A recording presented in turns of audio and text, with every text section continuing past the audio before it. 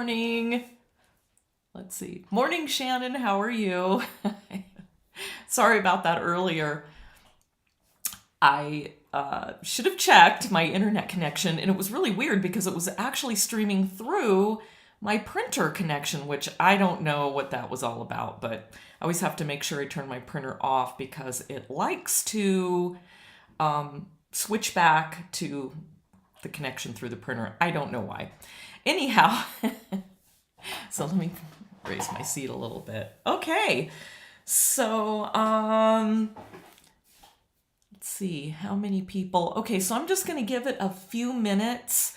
I'm going to show you quickly where I'm at and what I'm going to be going over. Let's see. Okay, here we go. Okay, so this morning I've been slowly working a little bit and just darkening up some of the lines on this upper flower on the teacup and kind of defining some of the lines on there. And I've noticed that a couple other people have been working on that too, so that's good. So I think we're going to continue working on this area first this morning, and then maybe I'll start jumping around and we'll start getting in more of the shadows and start building some values. So I'm not quite sure how long it's going to take. It's probably going to take a couple of hours, maybe even 3, but obviously if you can't stay, you'll be able to watch the replay. And Julie's on. Hi, Julie. Oh, and I also want to say, here, let me go back to the front here. I want to say thank you to everybody for giving me a review on this new site I'm trying. And I'll also mention it later as more people jump on. And I'm really not expecting any of you to go and use it. I just want to try to get more one-on-one teaching. And so that's what is it? It's called takelessons.com does, so that you can do one-on-ones. And what's really nice is they kind of do it all through the site, and I don't really have to mess with anything. And then people can just set up times. And so I'm going to try it. I'm going to see how it goes. You know, I may be that I just am going to need to keep doing it right through my website, but anyhow, I just want to kind of get more one-on-one lessons and really get into the group streaming lessons. So I don't know. We're gonna see how it goes. So okay. Hi from Florida. Hello. Good morning. I know it's early. Well, although I suppose if you're on the East Coast, you're a few hours ahead of us. So yeah. So anyhow, if anybody has any questions, it's not even quite 9 yet. So feel free to ask me any questions. And again, I'm going to be starting with the teacup. I kind of want to get that done. And so what I might do is just kind of hop around on the teacup till we can get that finished. And then we'll go back on that lace. And that way we can keep our colors clean on the palette. So a lot of people, it seemed like, had a lot of fun. And from all of the teacups that I saw, everybody seems to be doing a really, really great job. Oh, it's lunchtime. That's so funny. Not here yet. It's still early. So I just want to say again that before we really get started, please do not feel frustrated if you're not getting smooth lines or things aren't looking exactly the way you want it. That's going to come with time. And you may want to start it over too. Once you're done watching all the practice, you know, you could start it over from the beginning. But what I think it's really about, and what I liked seeing with a lot of people's paintings, is that number one, you're understanding how to build those dark values with just those 3 colors: our Nicolazo yellow, our quinacridone magenta, and our phthalo blue. And let me just interject this. Speaking of color, color is so confusing. Seriously, the way they label colors, whether they're using a marketing name, part of the chemical name, taking the chemical name and shortening it, how many pigments they are putting in the tube of paint. So what I did over the weekend was I went and ordered 4 different companies that make or use the pigment Nicolazo yellow. And all of them call it something different. So what I did was I got the Nicolazo yellow, the PY150. I got the quinacridone magenta, the PR122, and the phthalo blue green shade, PB15. And you wouldn't believe how hard it was for me just to look at the other companies just to find that pigment number. When I tried doing a lot of searching with the name, the chemical name, it was insane. So I can see how people are having a hard time finding these colors. So again, what I'm going to do is I'm going to make up a little chart, and it's going to be, an example of the Nicolazo yellow from 4 companies, same with the magenta, and same with the phthalo blue, so that you can get a better idea of why the heck it is so confusing. Oh my goodness, good evening from Poland. Good evening. So it's just, they make it so confusing to find colors. So I'm redoing my my sheet that I have on color, and I'm just going to break it down into these companies so you can see exactly what I'm talking about. So once it gets here, I'll work on that, and I'll post that. And then I'll also add it to all of my tutorials that are out currently on my Thinkific site.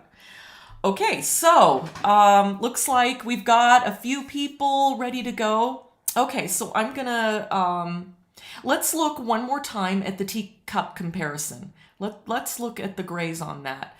So now that I have built a little bit of value in that background, and just a tiny bit in the shadow area on the lace, you can see that we are not nearly dark enough on the teacup or the cup part of the shadows. So we're gonna work on building some value in there, but this time we're going to brighten it a little bit with some color. So, okay. Just wanted you to take a look at that real quick. And so now let's look at the painting. And again, right in these areas, especially from here, I'm just gonna use my fingers, all the way down to about right here, right through that flower. We need to build those values a lot darker. But what I also want to do is I want to make sure that it's not too gray, because if you look at that image, you're going to see that there's a lot of yellow in that. And so that's where we're going to get a glow in this part of the shadow. And also up here in this area behind the handle, I want to make sure that we darken the shadow a little bit more, but we want to get some of those beautiful blues and yellows in there. And then we are going to come along and sharpen up that edge and darken it a little bit. And then I think we'll go ahead and go into finishing up that lace. So someone suggested to me that instead of drawing an area, maybe I move on to something else. So I'd like to get some other people's feedback on that.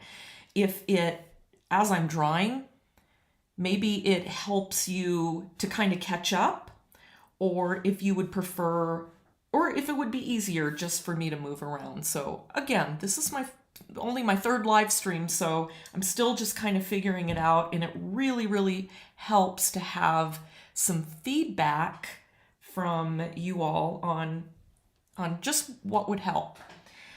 Obviously, trying to slow it down is a little bit of that too, but okay.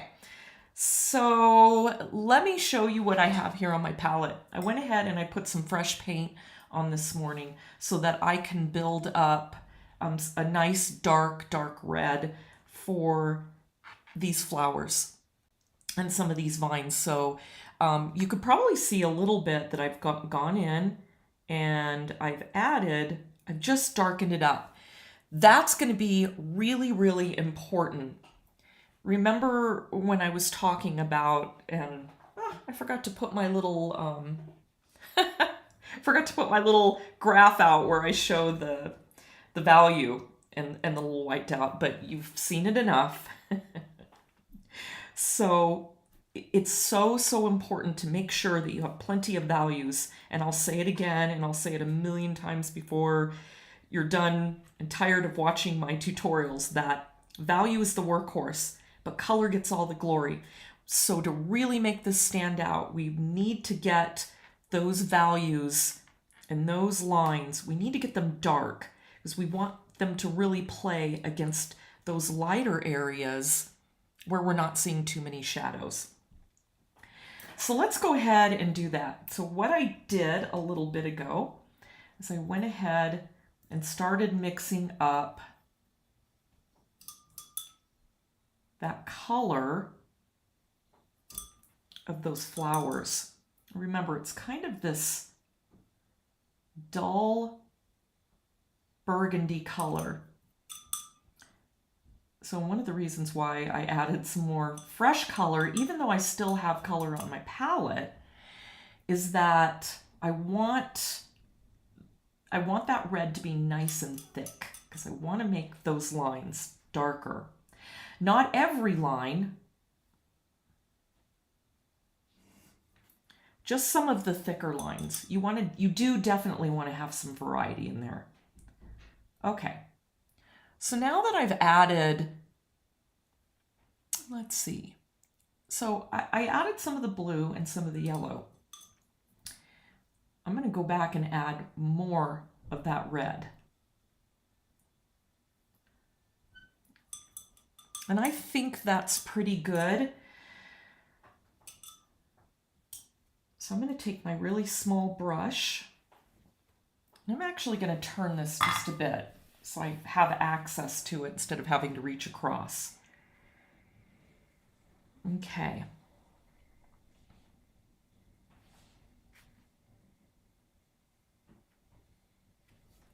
I think it would help if I pulled up my painting, my image that I'm painting from, so I can see what the heck I'm doing. Okay.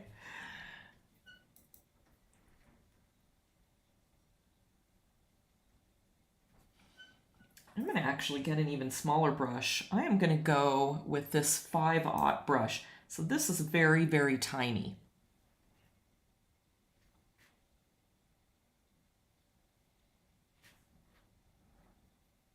And then I'm going to pull in some yellow. When you get up really close and you look at a lot of these lines, they kind of tend to be warm. So there's some variation in here in these lines.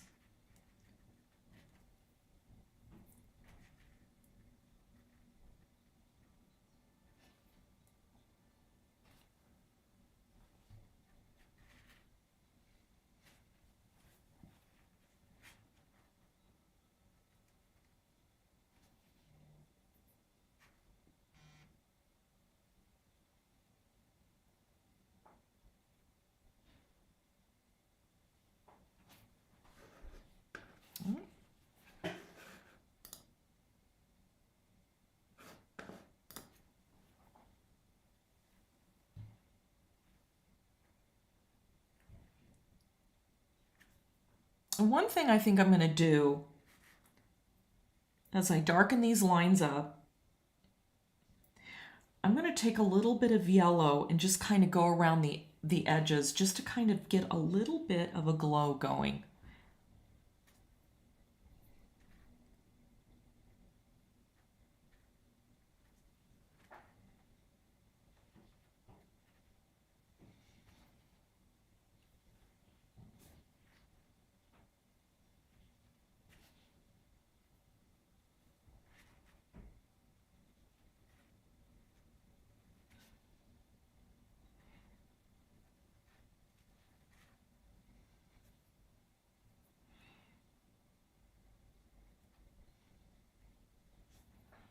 And then I'm going to kind of make a little thinner area for those lighter lines.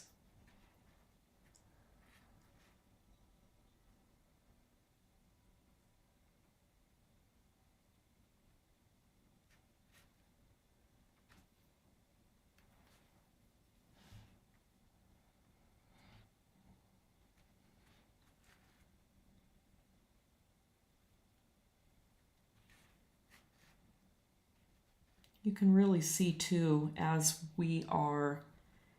I am putting these lines in, it's really helping to build that value again. It's all about the value.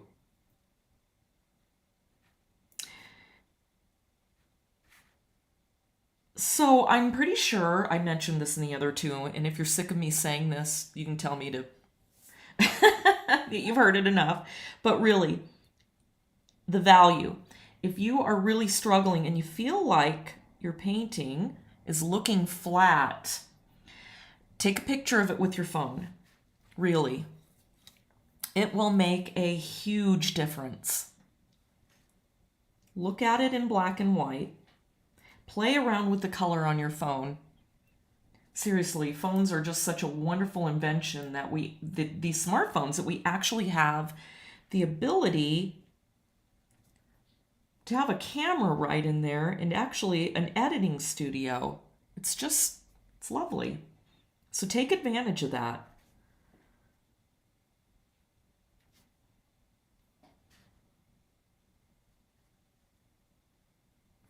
Adjust the value in the photo and you'll really see where you need to adjust your values or maybe add more color. You'll see if you have things that are, if you don't have enough lights, you may have to scrub out some highlights. And by the way, one of the reasons why I really started using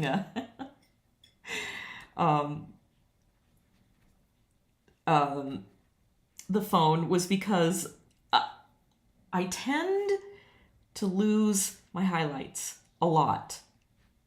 And that's another reason why I took advantage of scrubber brushes. I just, honestly, I'm really not that good at saving highlights.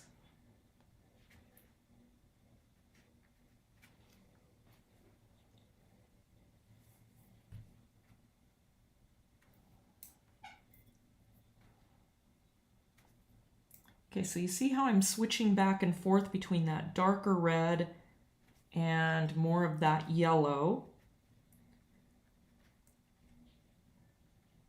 So here's where I'm now trying a little bit to pay attention to color, because I don't want this to look, even though, let me say it this way, even though I'm adding my values in there, your painting can look boring if you also don't make sure that you get that color variance in whatever it is you're painting. It's so important to not have your color mixes on your palette and you're mixing so hard with your brush that you've made it all even.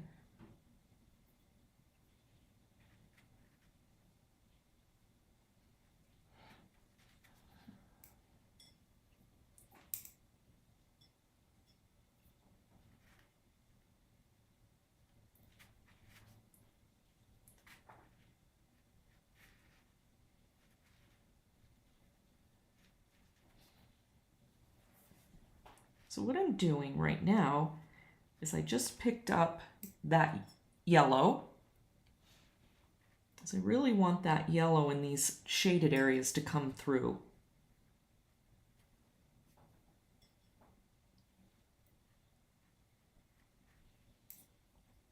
I'm just adding a little bit of water, kind of blend it out.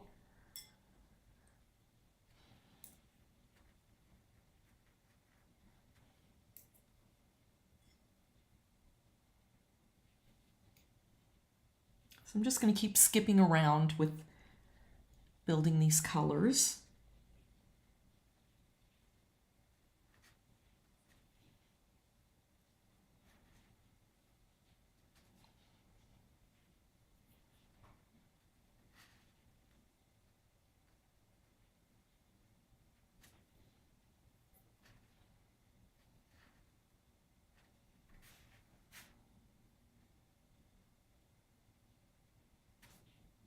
Some of these areas are really tiny.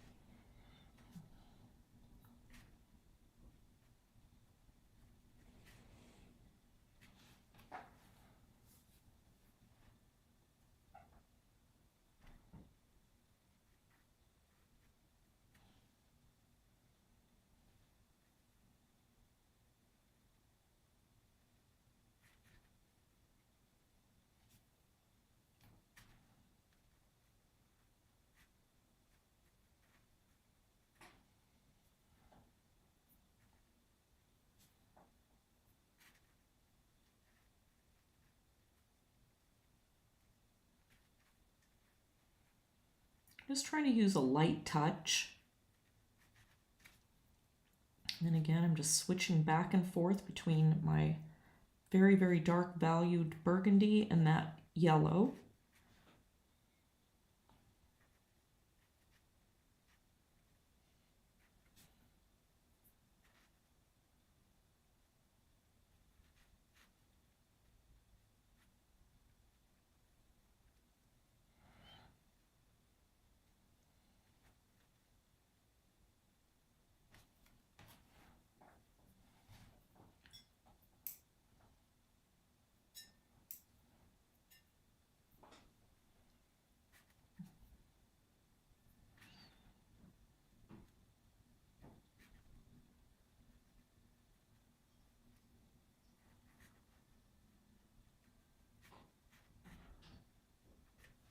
Okay, that's not the that's not the best looking petal right there.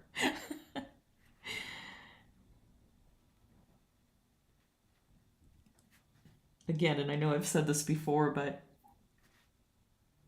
I'm very nearsighted, so usually I've got my face right up close. I have to back up a little bit, so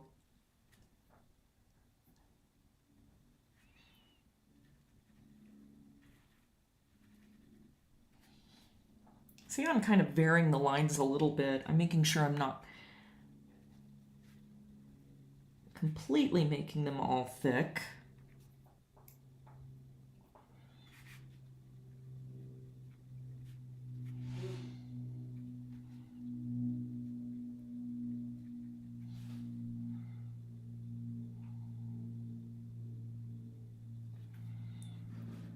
I'll let that area dry for a sec and okay, let's see. I'm going to answer a question here while I let some of those areas dry. My flower is much darker than yours. Should I try to lift some of the color off so the darker lines stand out more? Yes, you can. And thank you for that question, because what we're going to do as we get done with this painting, we're going to go and fix all the problems. And I always see a lot of problems in my painting towards the end. So usually what I do is I'll get my scrubber brush out and I'll just go around and start picking out highlights. If I see a color that's too dark, then I can just add a little bit of water, lift some of it. I can either use my scrubber brush or a regular brush. So I will show that to you. But you're going to be surprised that maybe your flower might not be too dark. Don't mess with it now. Let's wait a little bit to the very end to fix any problems. And then you can kind of judge when you have all your values in. So I would give that, I wouldn't mess with it yet. Because I obviously see a lot of places where, again, I could have done much better. But I'm going to not worry about that right now. We're going to give that a little bit of time.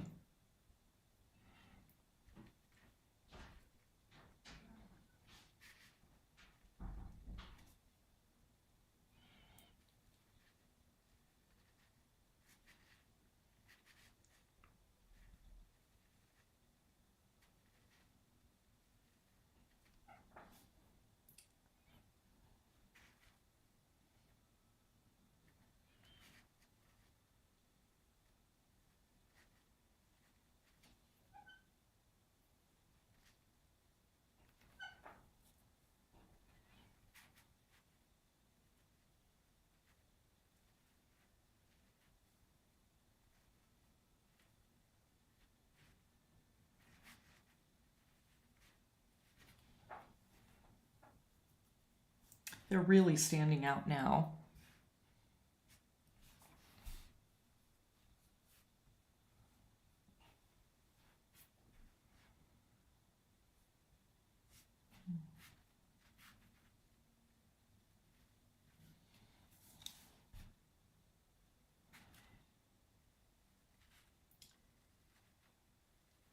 The other thing that's good about starting with fresh color right out of the tube is you can freshen up your colors from the night before, the day before. You can make sure that you have a nice thick puddle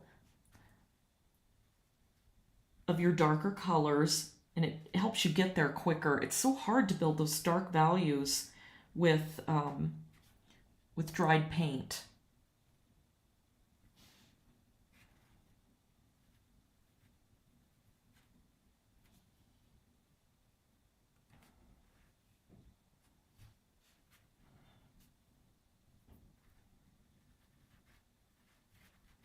I had a little bit too much on my brush there.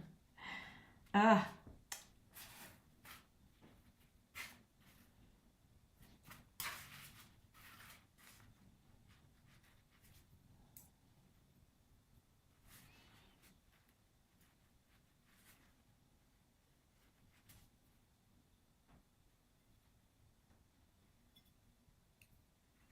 I think this painting would look really beautiful framed in a kitchen nook.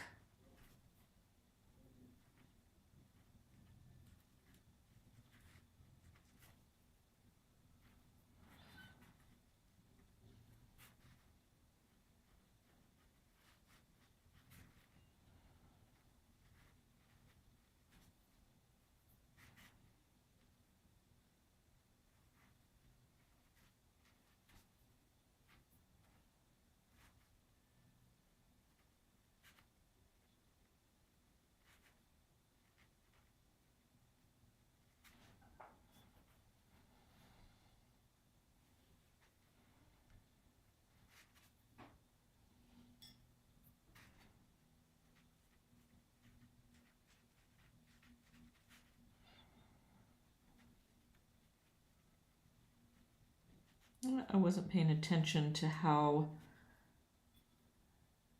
those little lines in the leaves were going. Again, if I was doing this just as my own painting, I would be really studying how those lines are made, what that artist did when he or she was creating this design.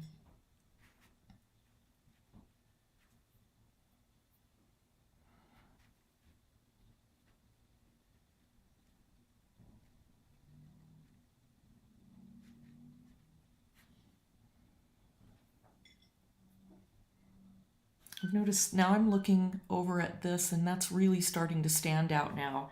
And it's getting to be close in value to this one. And I think it's gonna look really good once we go over it with some shadow.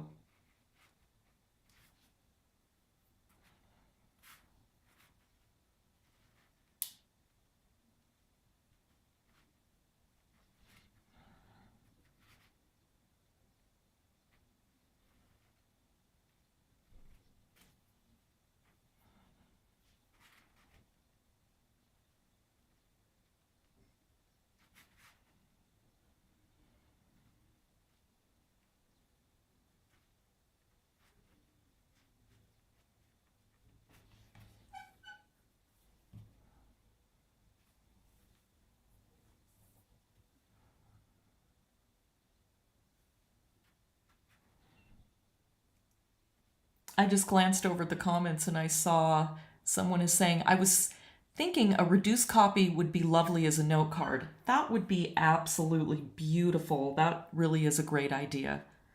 I love that.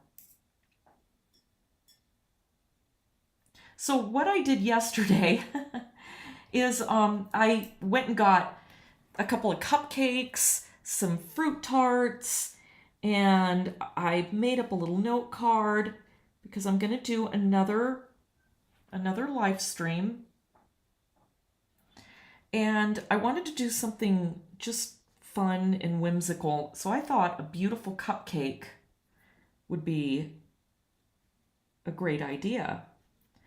And our local Safeway usually carries lovely looking cupcakes, and not this time. But I thought, I'll go ahead and get it. And oh, I also went and bought some eyelet lace from a fabric store that doesn't have so many holes. It just, has kind of around the edges. But I wasn't happy with the photos I took. It was just, we're just really struggling with our wind and fire right now. So I'm going to do those over. I'm going to go find another store. See if I can't find better cupcake. But so what I did was I took an envelope and I made my little note card, and I laid it right underneath the cupcake, and it looked so cute. So I have a couple of other things. I bought some seashells, so I'm going to be doing a lot of little fun, just whimsical little tutorials. I just have to redo them.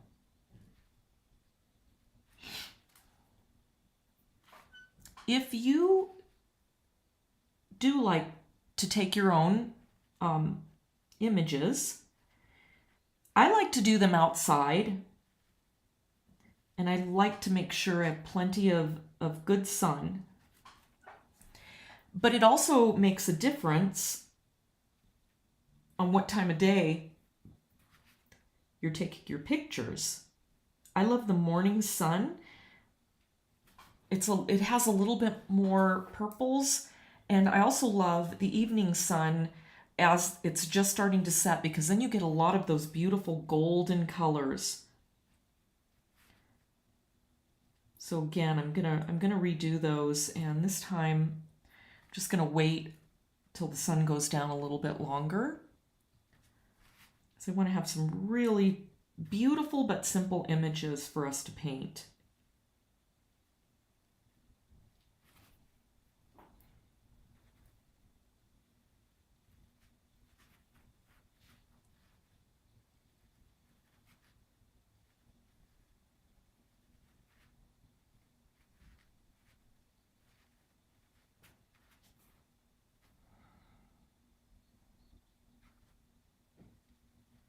Oh, I just saw you can find cheap doilies at the thrift store too. Oh, what a good idea. Oh, thank you. I never, yeah, they make paper doilies. I think that's what you're referring to. I wish I hadn't have gone out and spent all that money yesterday on eyelet lace. Oh my goodness, how funny. Thank you for that.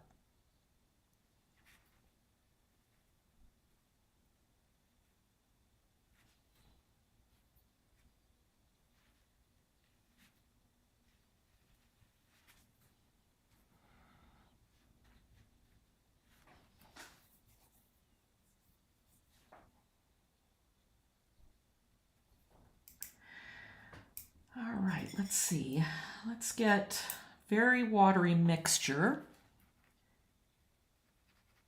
I'm going to fill in this little area. Those dots are so tiny that I don't want to spend a whole lot of time on that right now.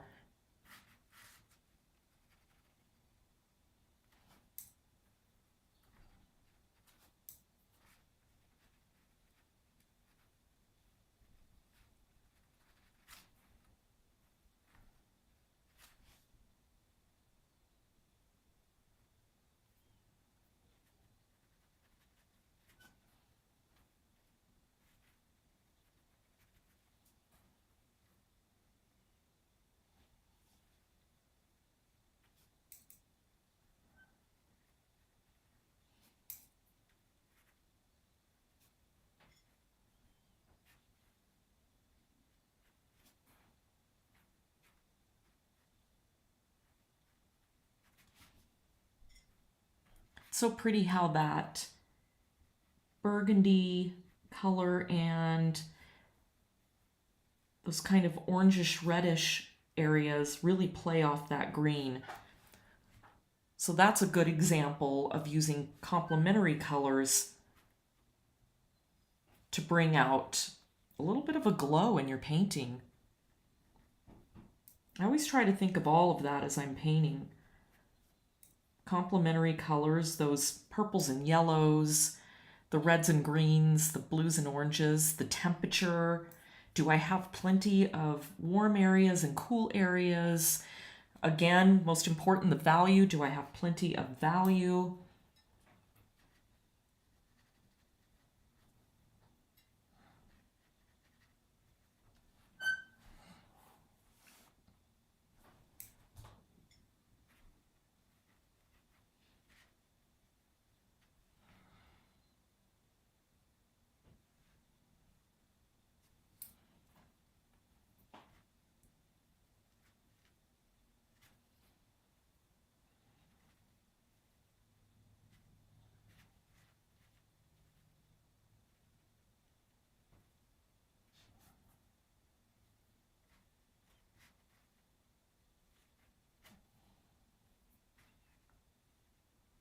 And it may even be that as I'm doing these flowers and I go to put the shadow in there, I may even have to come in and add a little bit more of that blue and darken that up even more and go over some little areas just to make sure we've got plenty of lights and darks. All right, I'm switching to a bigger brush.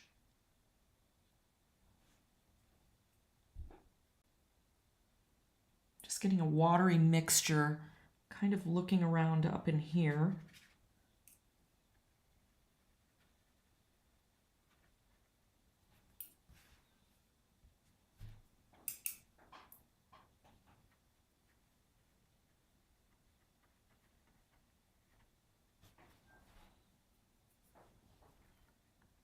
Here's a good example of what I'm talking about when I say that I lose highlights, and I do it all the time.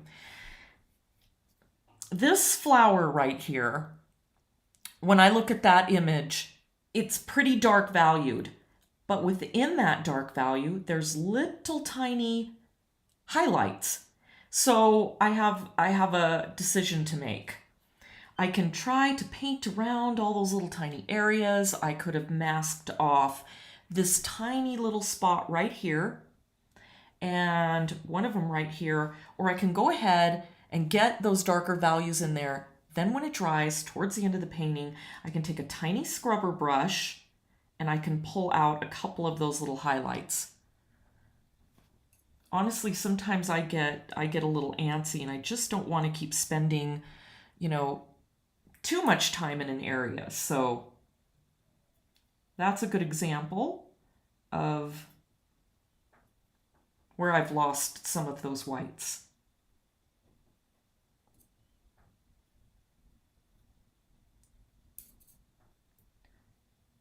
Making up just a little tiny bit of green because I've missed some of that highlight or some of that green leaf right there. And I think there was another area too. Right over here. And let's see.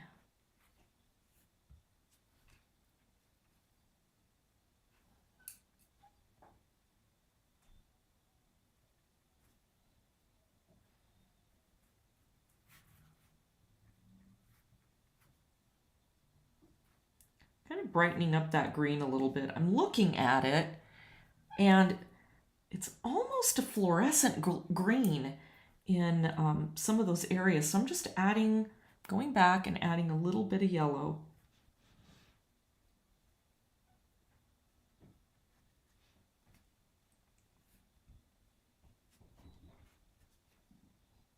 That's the interesting thing about color too, is too much there. I don't always see things right away.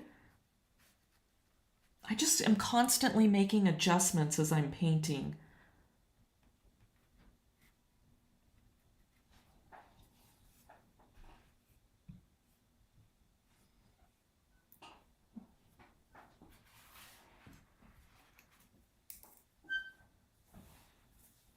That's why you can go to college and just get a degree in,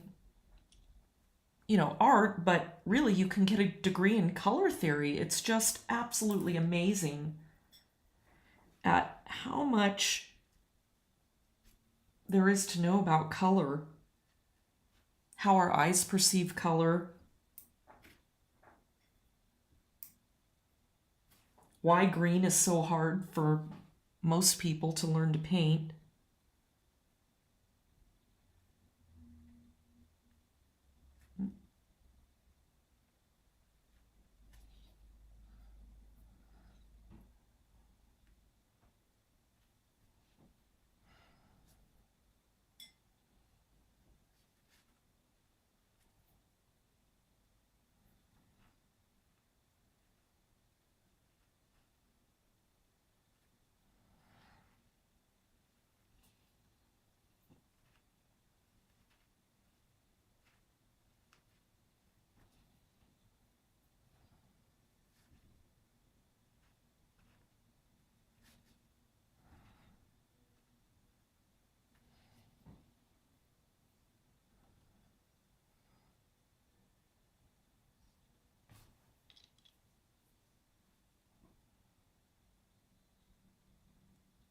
So I just looked up and saw we have Naomi from Puyallup.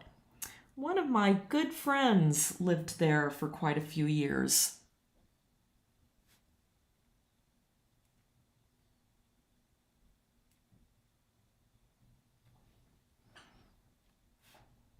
Well, welcome. You'll be able to watch this on the replay.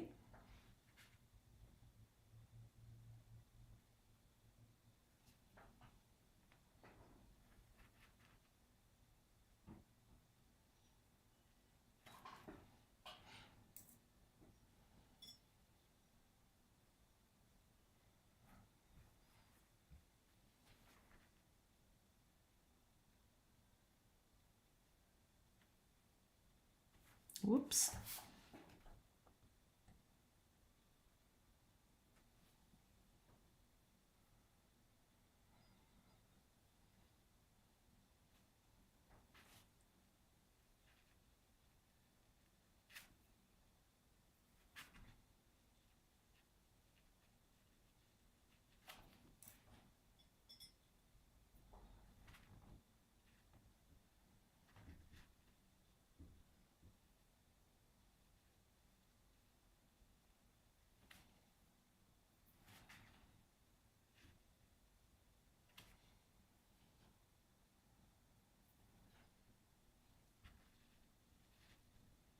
Now these lines in the shadow area are very dark.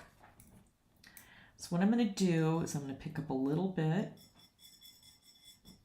of that phthalo blue and I pulled it over into that red. So get a nice dark value.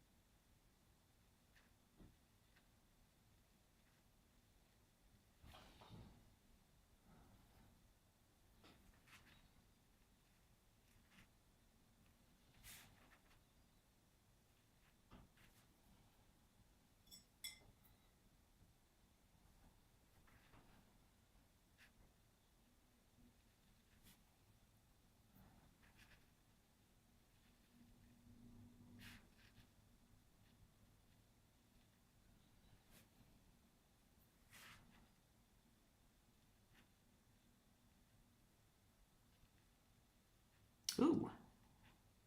Oh, it's a little thick, but that's okay.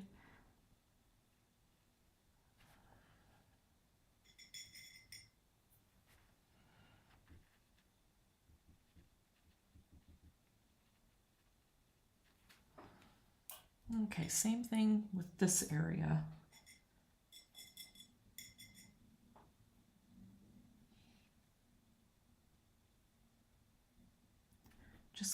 I'm just filling this with a little bit of color. It's so small. Oop.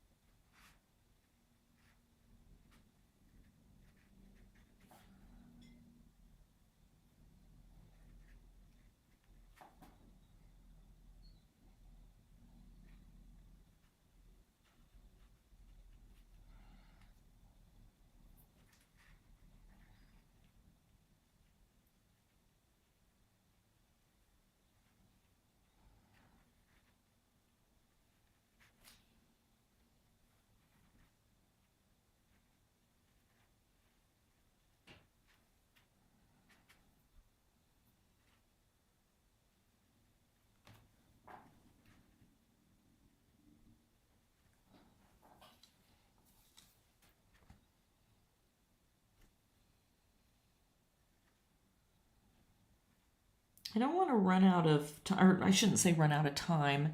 I think you guys get the idea.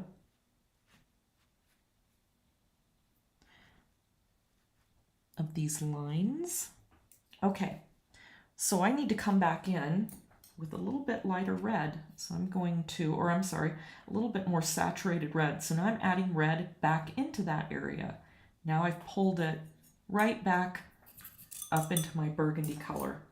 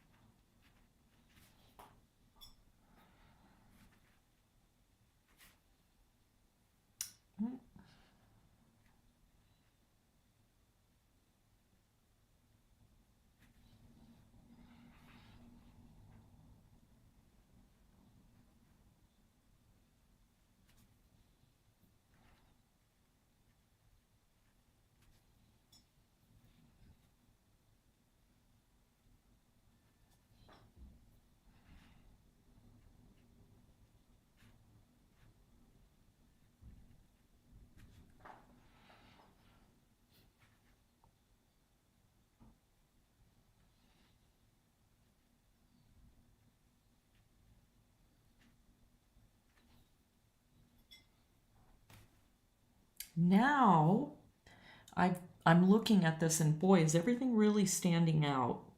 That's looking really good.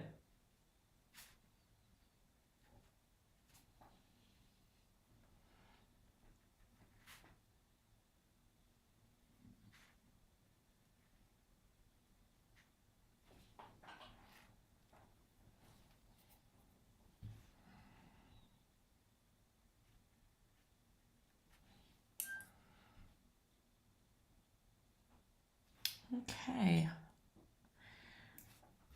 Go back up into the cup and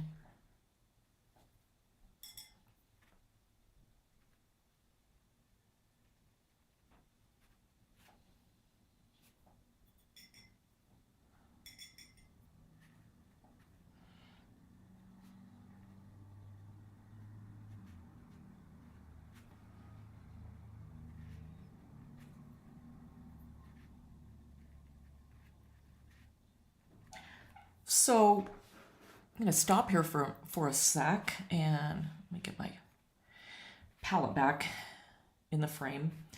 This is actually, when I've been painting for an hour, a little bit longer, this is really when I feel like I'm starting to flow with my painting. I start getting these little groups everywhere of just all kinds of beautiful values and saturated colors going on.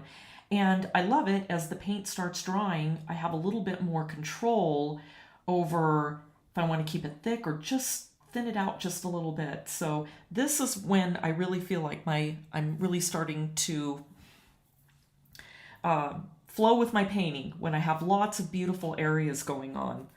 I always have a little bit of a hard time in the very beginning because paints are fresh and you're not really painting yet, and you're trying to build, areas of darker values and nice saturated colors. So I'm really happy with how my palette's starting to look.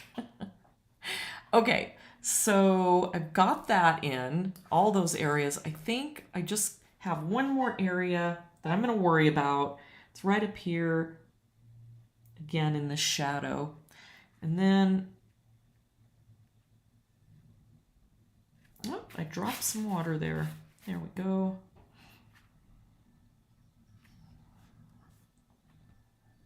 No, let's just darken this one right here.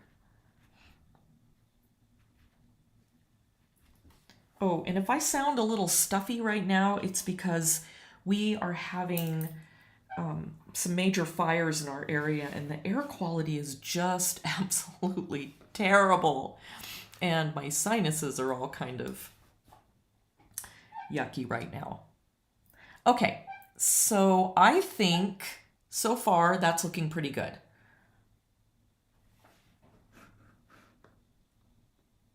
Oh, you know what? I'm just going to do one more little thing.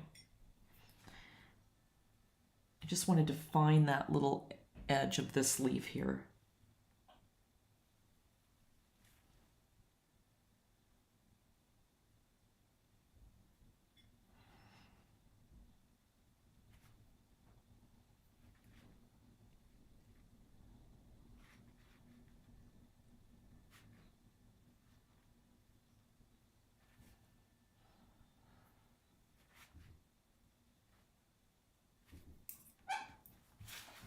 Okay, I'm going to give everything just a minute, make sure everything's dry. And I'm going to go up here. Again, let's see.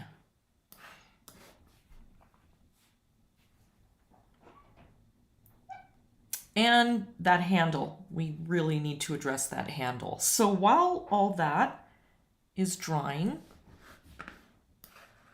let's get some of the shadows in that handle.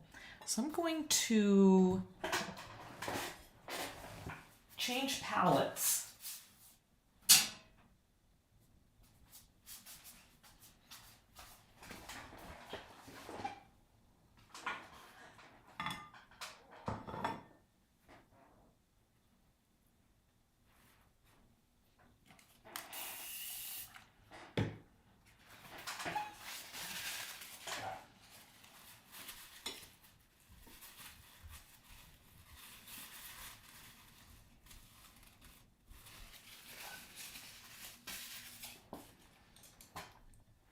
I'm going back to this palette because I have a lot of nice dark values going on. I did get rid of the green that we were using to create those leaves.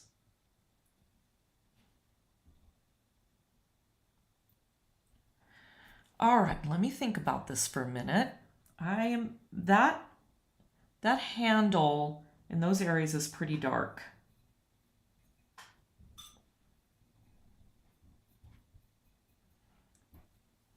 I'm just kind of pulling. Let's see. I want some areas, especially right along in here, that are very dull yellows. And then up in here, I've got areas that are a little bit bluer.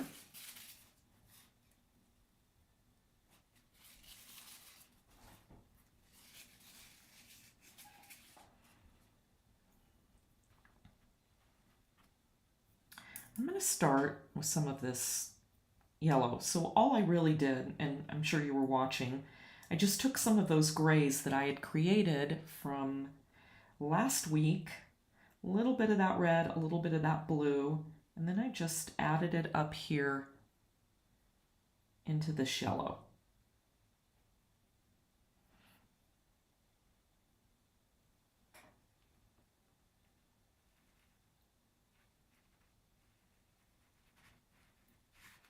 And this time, I'm going to try to stay away from, there's a little highlight there.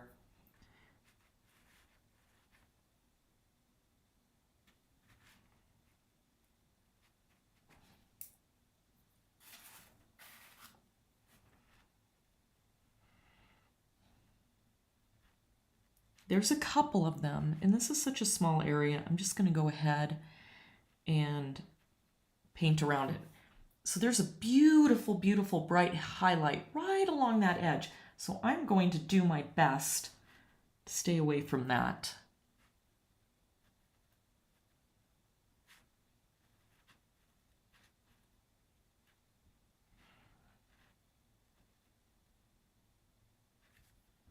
Now I'm going to go over into this area where it's kind of a bluish yellow. I'm adding that right along the top there. So I'm basically just painting around any of the little highlights I see.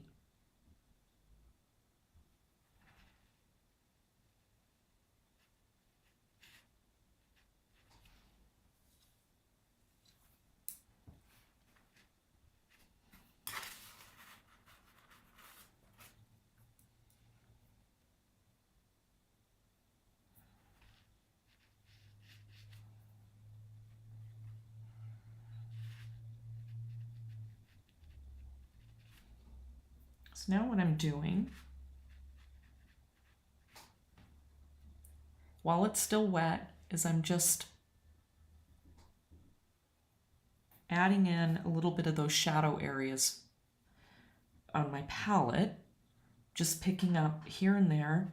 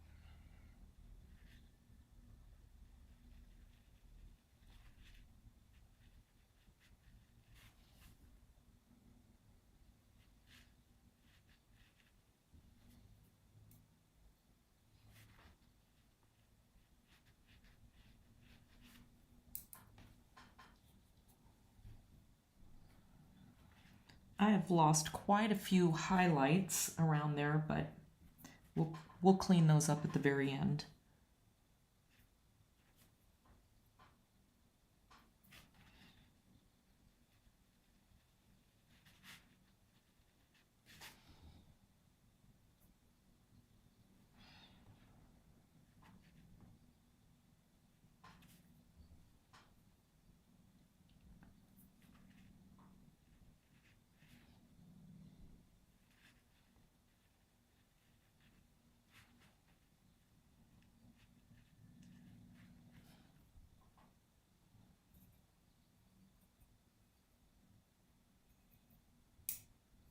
Oh, that was a lot of blue.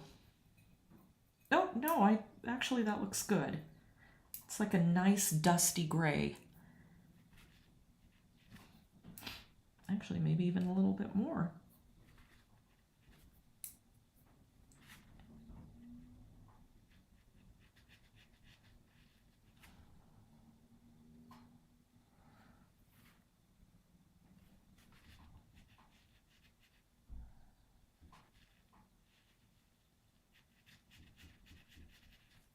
Okay, so I added that yellow in because as it gets towards that little area right there, I'm seeing a lot of yellow, and it's probably just reflecting from the surrounding areas. Actually, I'm seeing red too.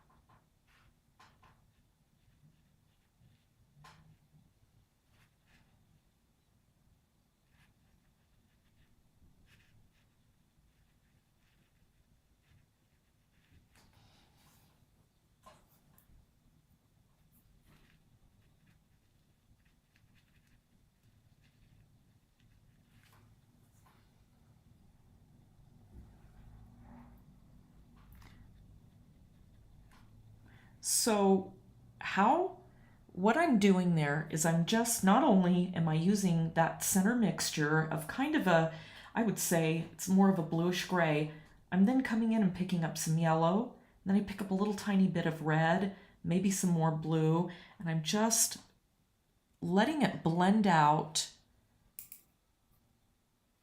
and create those darker values.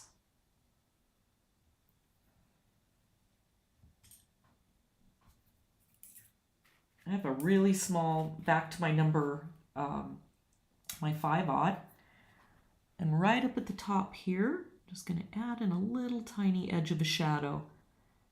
And I know we've talked about this a lot. You know, you probably, everyone has a different degree of how much shadow they want to put in something, and that's okay too.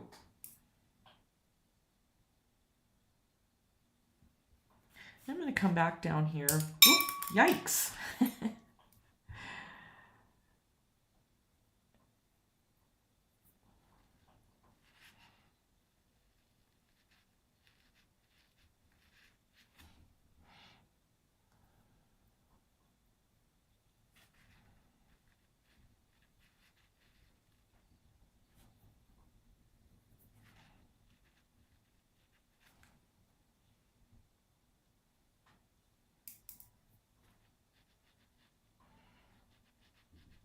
And again, I have definitely lost quite a bit of my highlights, but I'll show you a little trick for getting those back.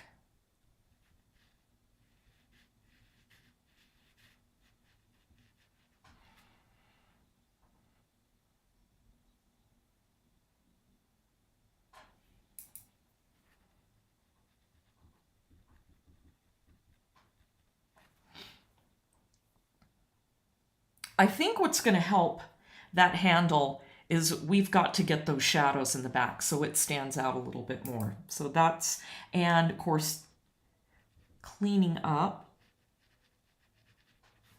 and picking out a little bit more of those highlights.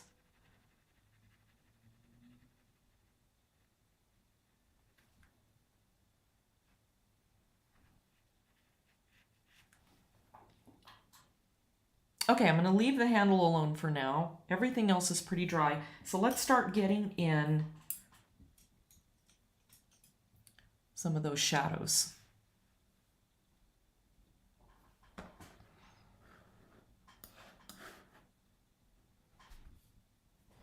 Okay, and again, I've mentioned this quite a few times. The shadow really, really needs some yellow. So what I'm going to do is I'm going to take that plate, I'm going to set it aside, and I'm going to bring back over my other plate.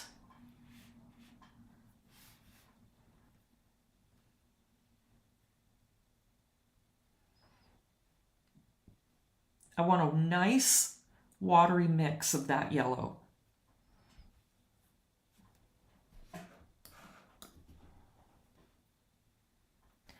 It's dry. I'm not going to add any water. I just have the watery mixture on my brush.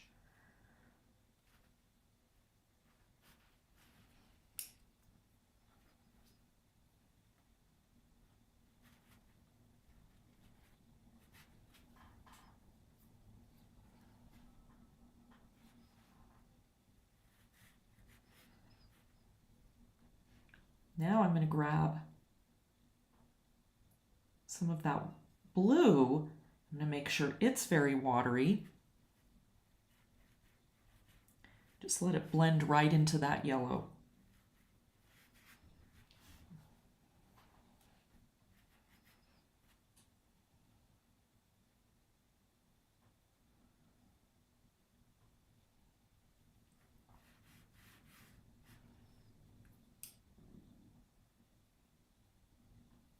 See how everything is staying right where I put it. Nothing's really lifting.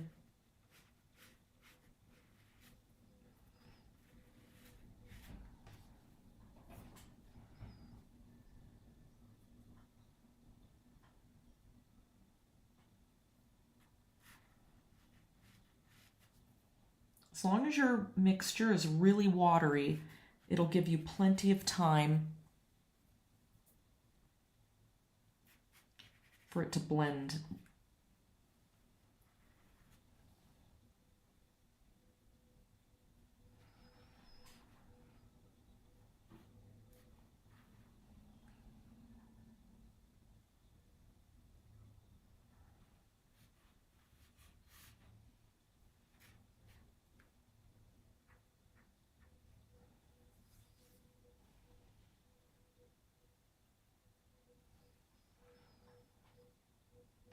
Actually, I'm going to move that plate and come back to this one.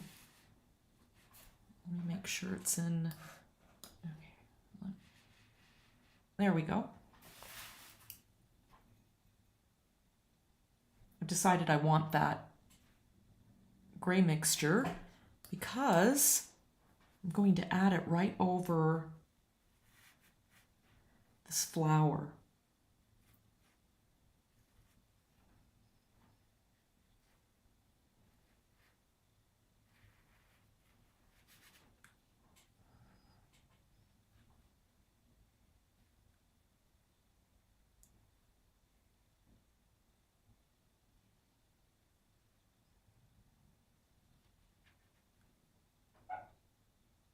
I love it. So you can see that within that flower, I've got that lighter area of the flower, and now I've gently brushed over some of that color.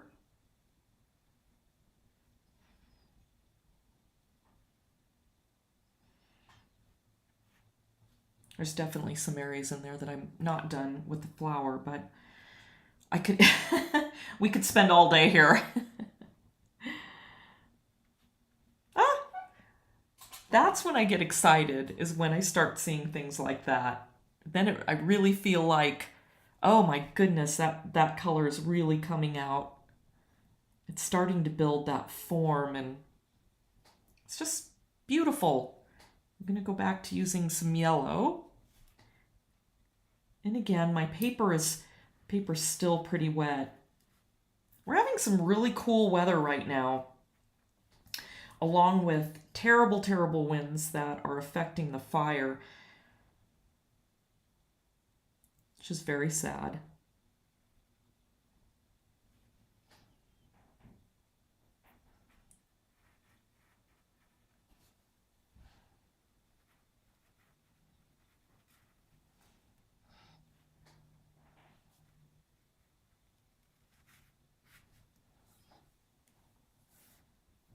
Oh, here's the fun area over here. Let's get working on that shadow.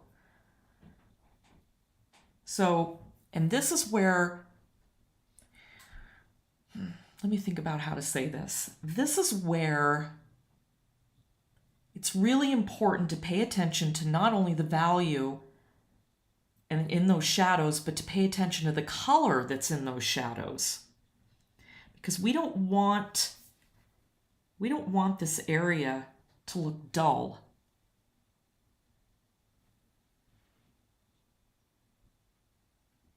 But we also want to see all those beautiful colors reflecting in that shadow.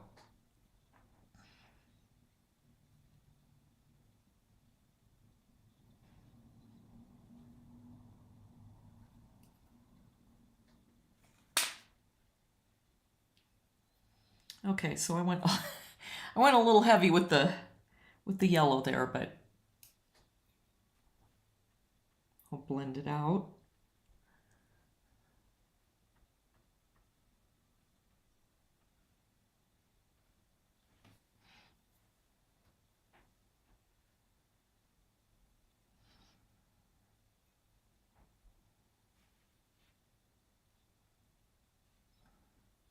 And again, we'll go in and then we'll pull out all those highlights, those reflections from the cup.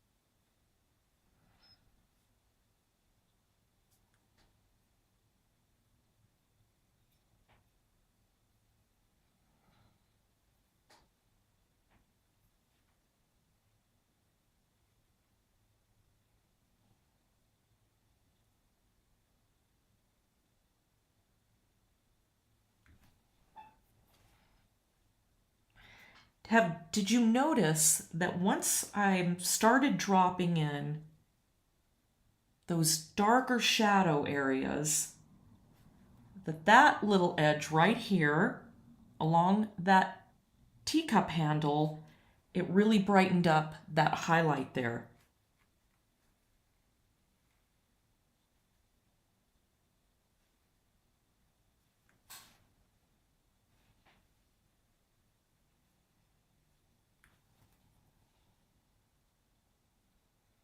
So hopefully you can see that that shadow is definitely not boring. It's full of life. It's just so beautiful.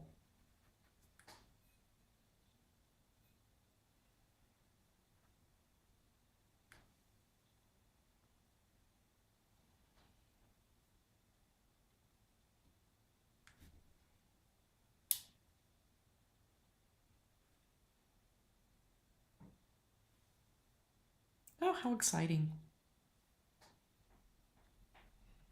This is my favorite part of the painting, is when I feel like everything's finally starting to come together.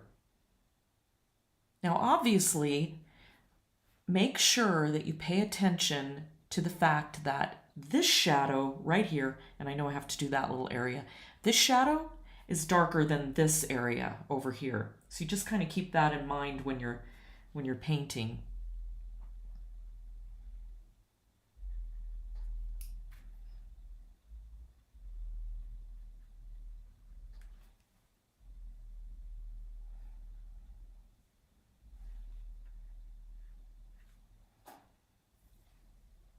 So I think I'm okay with that shadow, the value. Now, of course, it's going to lighten, and so, I'll have to address it again once it's lighter, make a couple of adjustments.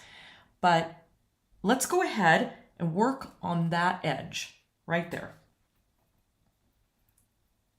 So now I want my gray to be a little bit more on the yellow side because it's really, really picking up the reflections from that yellow.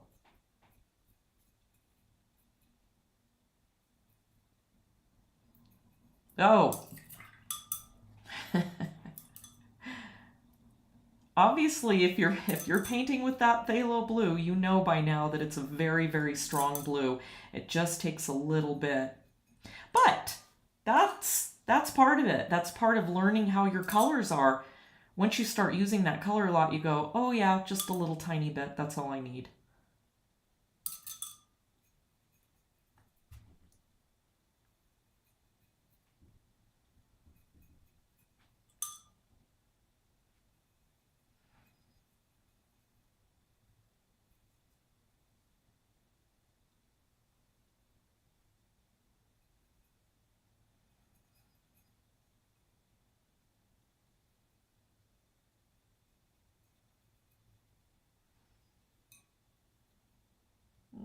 More yellow.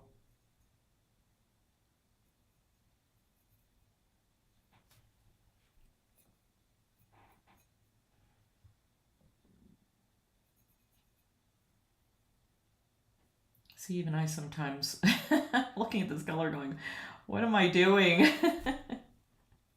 What happened to that gorgeous, beautiful gray I had? Oh, there we go. There we go.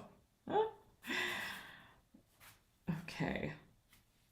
I think that's about what I want. Maybe we'll just pull some yellow in right to that side. I'm actually going to start up here with a smaller brush.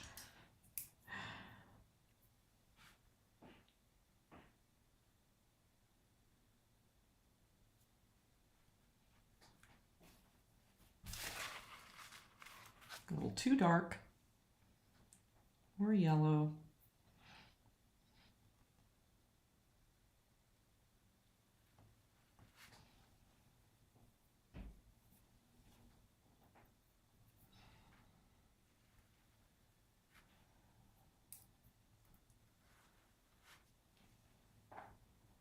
See how I left that edge? I didn't bring that shadow line all the way to the very edge of that saucer. And the reason why is because that saucer edge is very round. And you can see in the image that there's a beautiful highlight that's reflecting. So everything's always about reflections, and shadows are always built on the color that you're finding that is surrounding where that darker area is in the painting.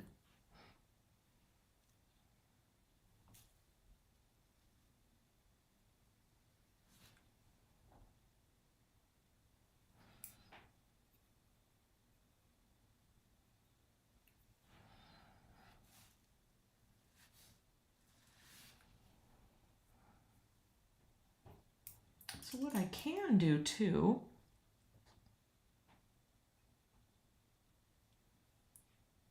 now I'm just going to leave that alone. I'm not going to mess with it. I think it looks fine the way it is right now. I like that it's got that bright highlight there.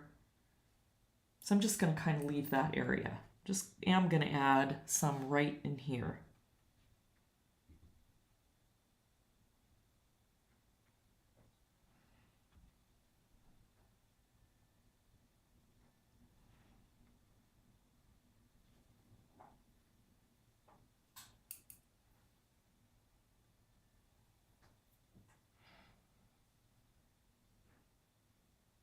Boy, I'm so happy about how that shadow is looking. That really turned out nice.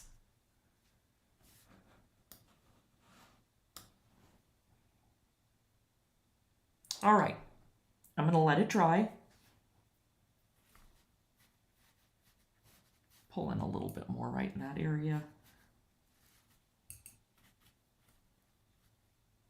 You see how I'm kind of drying my brush off so that it's damp, and I'm just kind of blending out that yellow a little bit.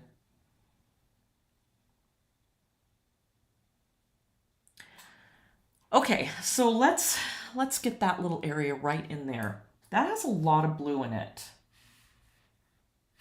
So I'm going to move, no, just stay there.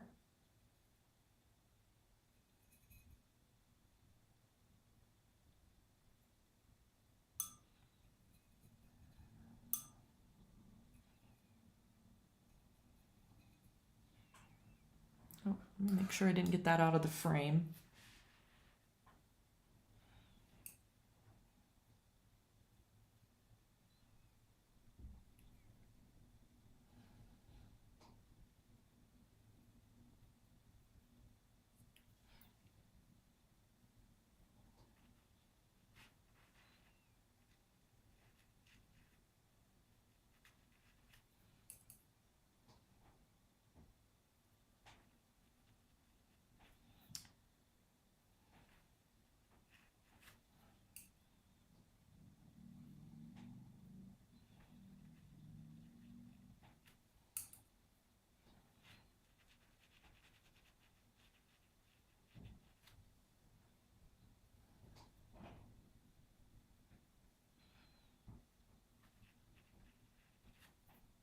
Again, I'm just paying attention to what I see in that shadow.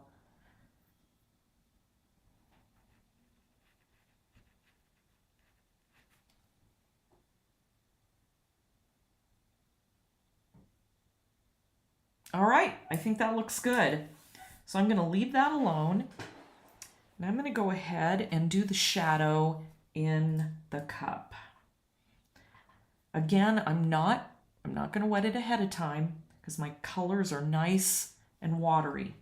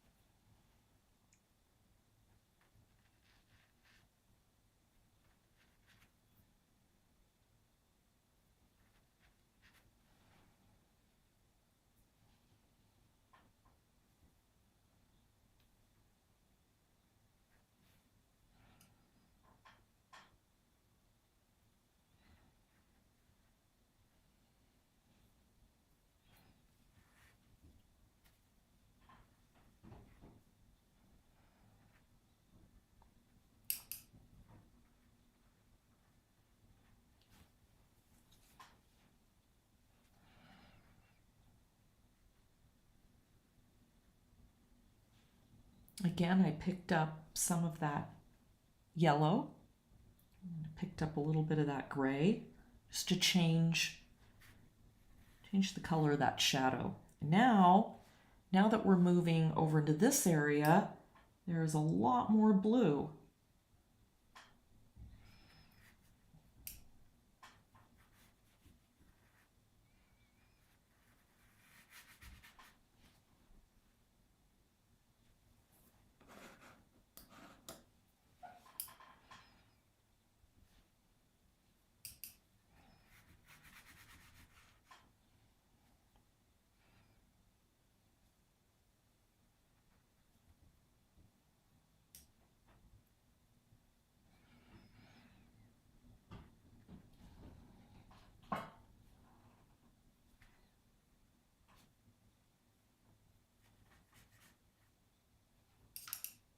And now just some clear water.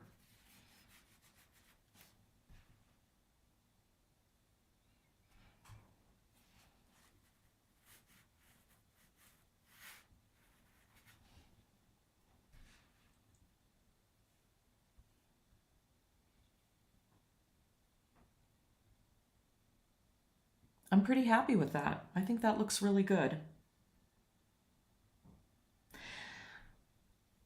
While we're letting all that dry, this would be a good time for me.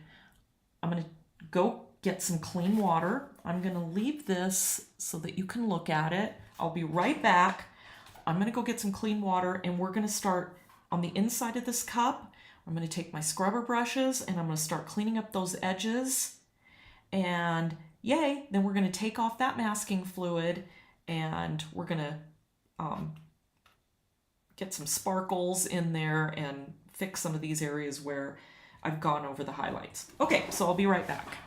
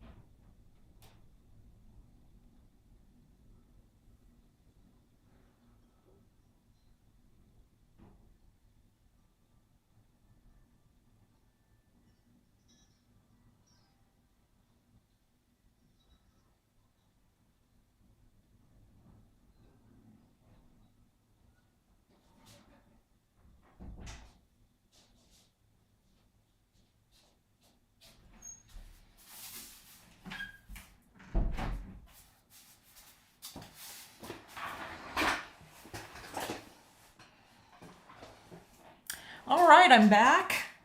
And now I have a fresh look. And it's beautiful. I'm pretty happy with that. I love that bright area right there. That's just beautiful. And then, of course, we're going to pull out those little highlights. But in the meantime, while it's still drying, let me go ahead and grab a scrubber brush. So I think I'm going to go ahead and grab my number 2 for right now. I have clean water. And I'm going to start softening up all these edges.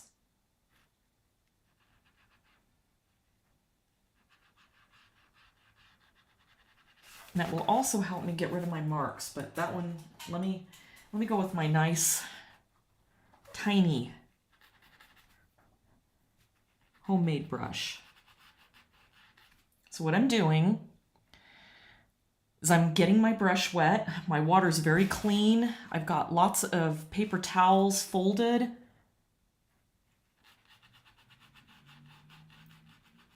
And I'm very softly, I'm not scrubbing hard.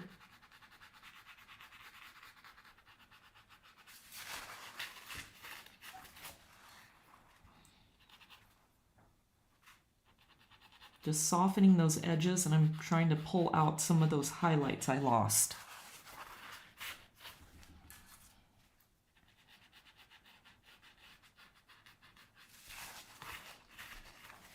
Especially right along that cup edge right there. So what I'm going to do is I'm grabbing my, this is just an oil painting brush. I think it's like a number, yeah it is, it's a number 2.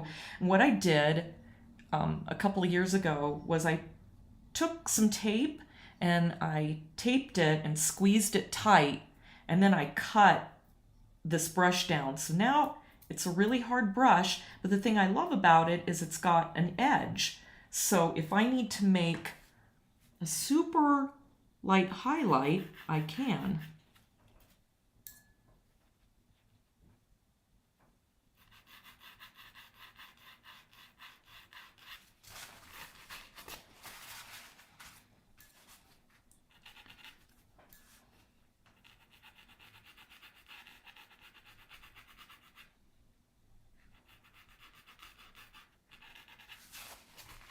No, I'm going back to my other one. That was just, it's just, no, I'm not ready for that particular heavy, harder edge yet.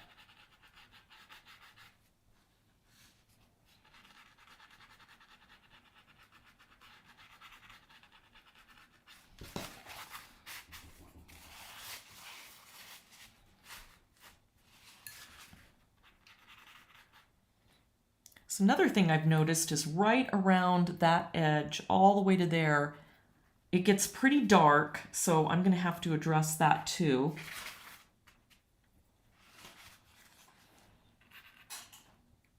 Let's see.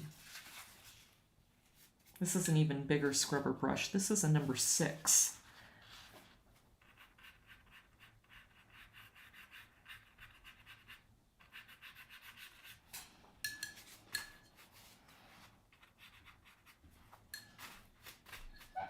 Actually,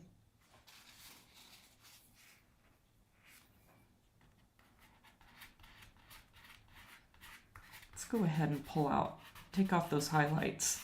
Usually I use my little pickup tool, but for some reason I put it away. I'm not sure where I put it.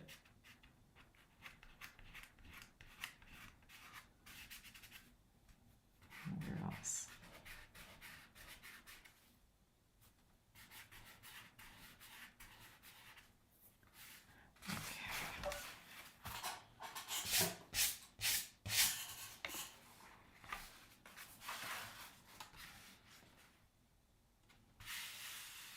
I usually like to go over and feel it with my fingers just to make sure that I have all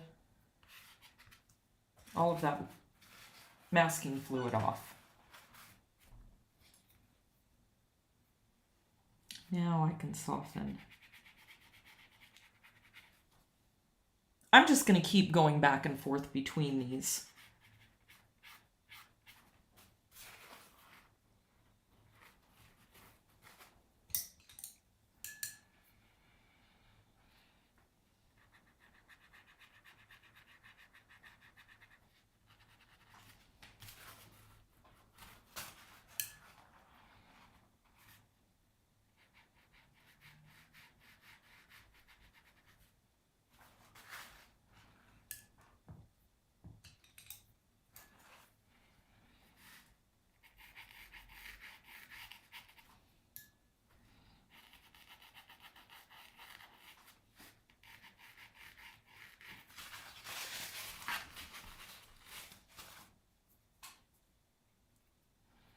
and I'm sure you can see this also when we finish up that background, there needs to be a dark area right along here in that fabric to really make that edge of that cup stand out.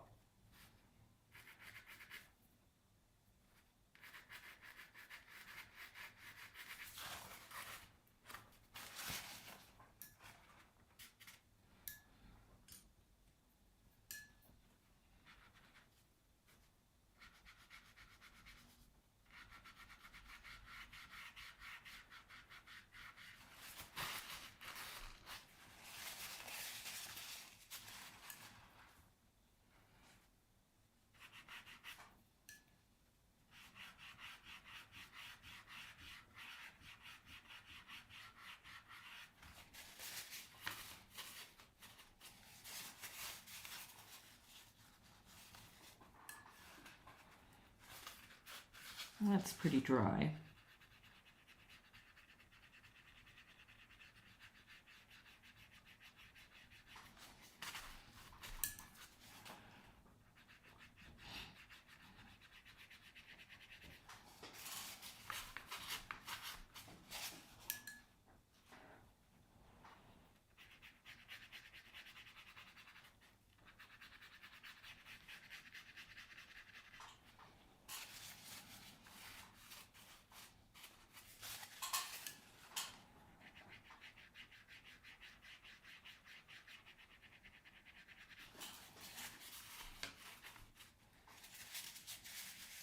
It's looking much better. Especially that area, there wasn't really too much of a hard line there.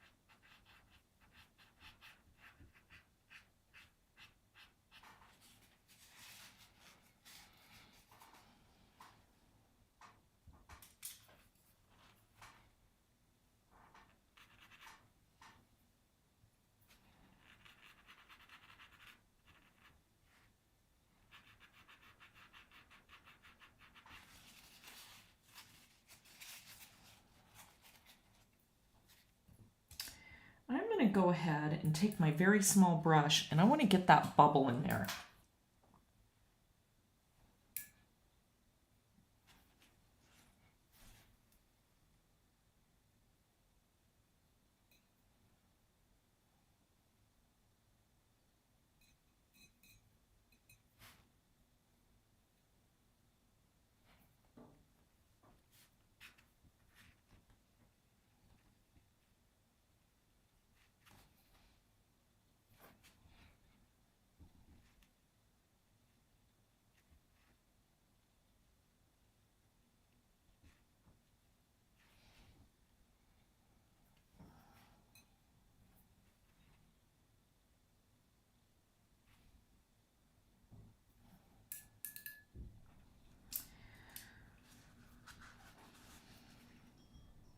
Unfortunately, I wasn't very careful about painting around the bubble and I got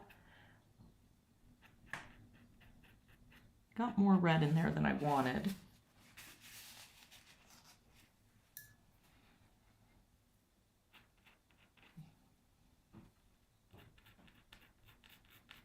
I know some of you are probably thinking, wait a minute, she's disturbing the paper. How are you going to get that yellow back in there without it now that the paper's disturbed? But I'm only going over it lightly.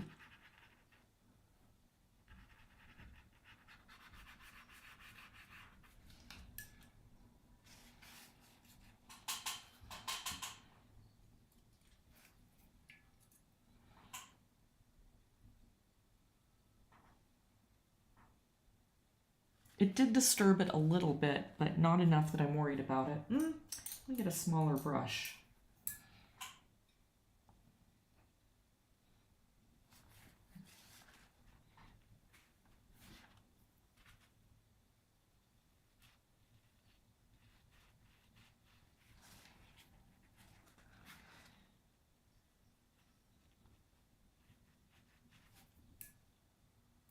just adding back in some of that yellow, and I'm blending it out into that red.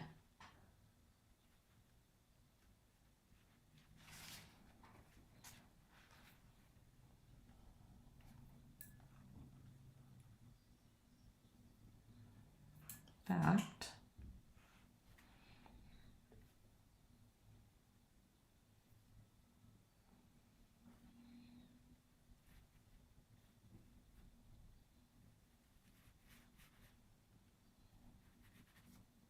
I'm adding some pretty thick yellow.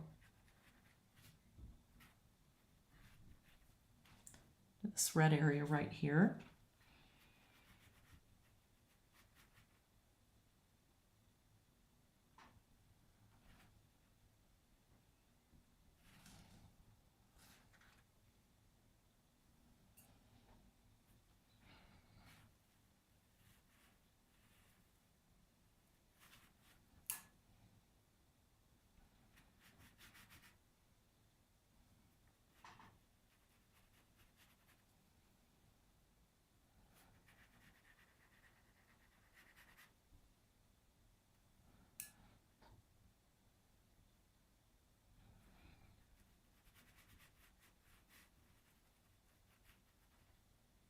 That looks much better.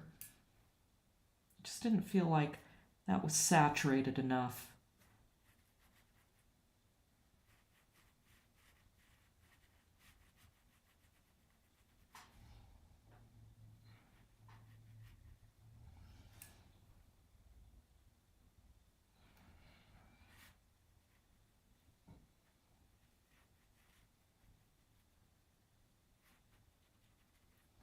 So not only did I add yellow, I'm also adding some more of the magenta back in there. I just really want it to have depth.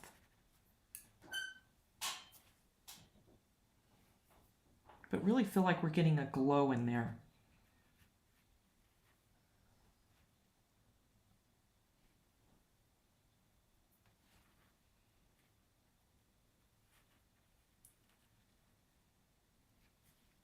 Now I'm very, very gently going around the edge of that brown with just I added just a tiny bit of yellow.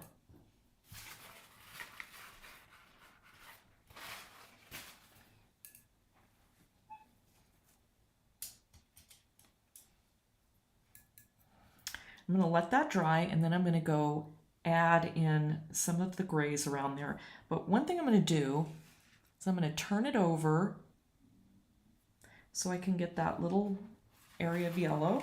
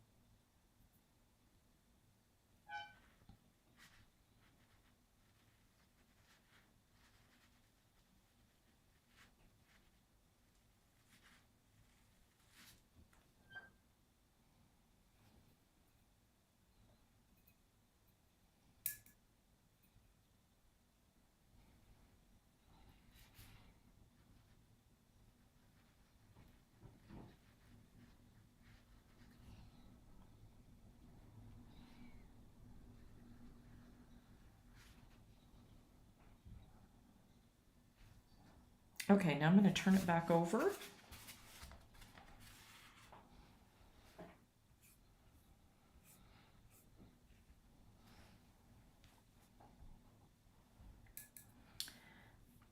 Now I'm going to work on that dark shadow just like how we did it right along that edge.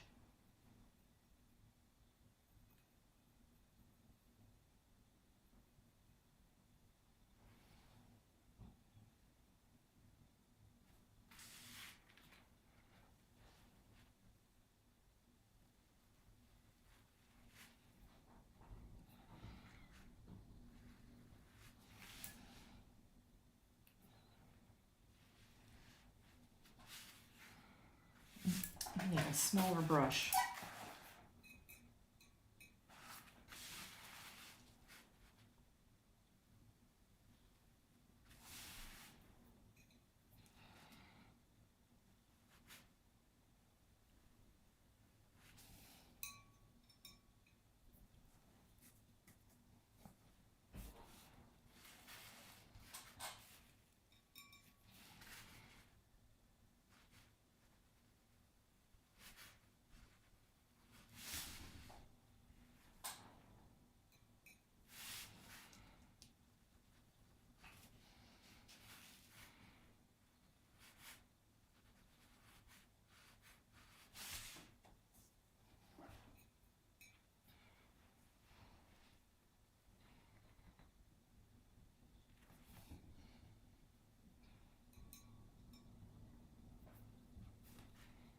This area is hard.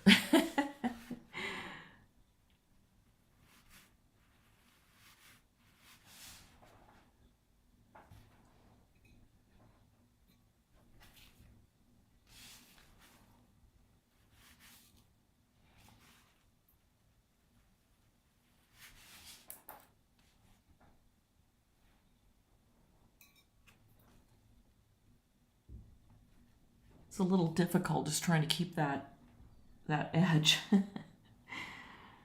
Keep your hand steady.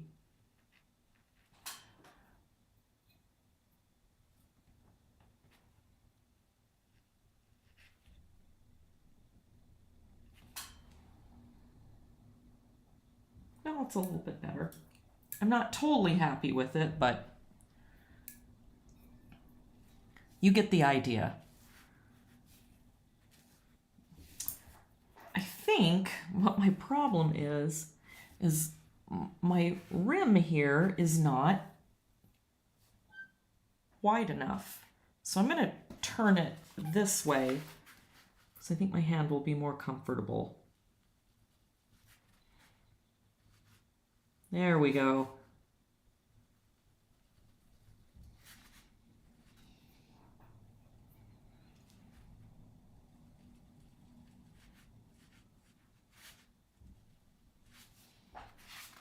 Sometimes that's all it takes, is just making sure that your hand is pulling in the direction that's most comfortable. And that way it also kind of stops shaking too.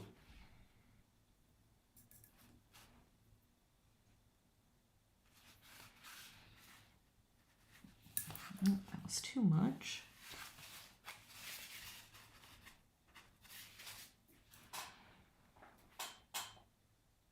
I feel like that edge is a little bit too close, but you know what? I'm not going to worry about it. Not going to worry about it.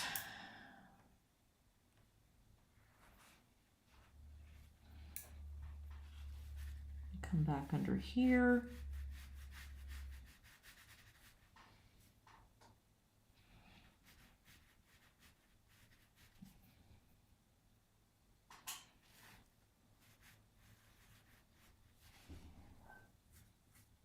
I think that's really what was most important.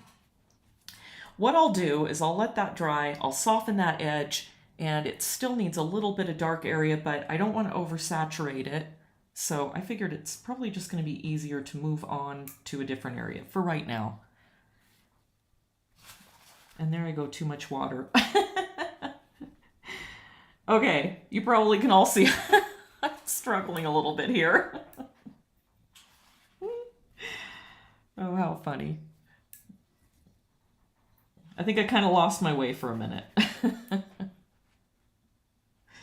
Okay, I'm going to a bigger brush.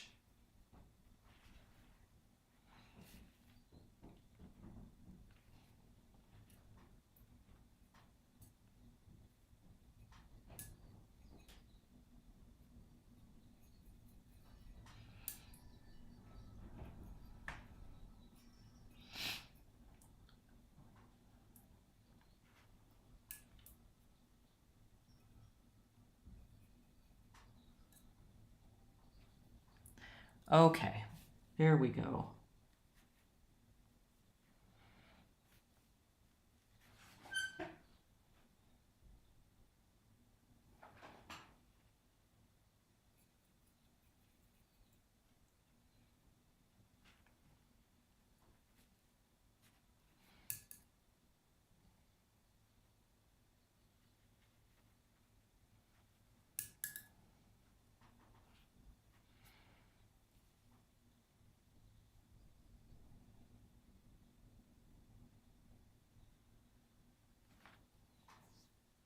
That's what that kind of needed right there. It just needed a little bit more dark in there.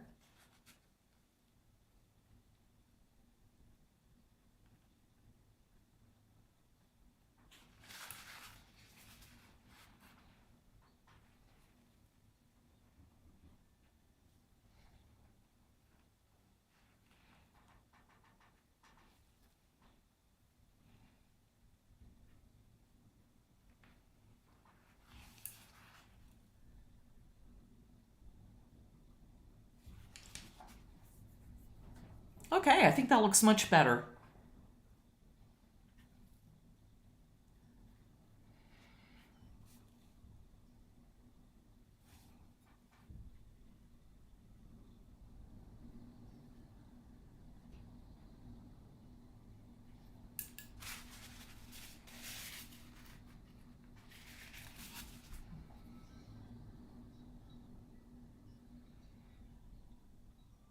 I'm thinking.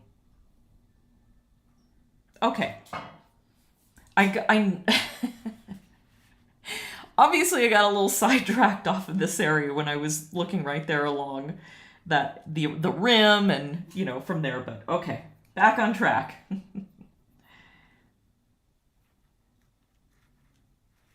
Just adding a little bit of a light wash to soften that edge right up there, a little bit of the yellow.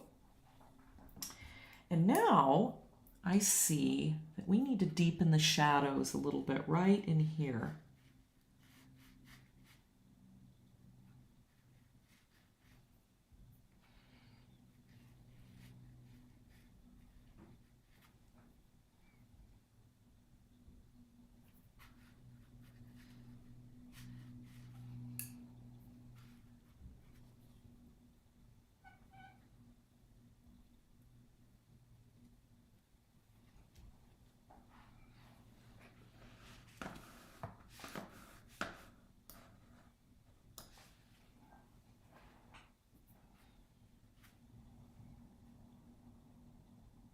See what a difference it makes when you drop in a color? And so now that I'm looking at that, I need to really add some yellow in there. So again, it's pretty dry. So I'm just going to go ahead and add in some yellow.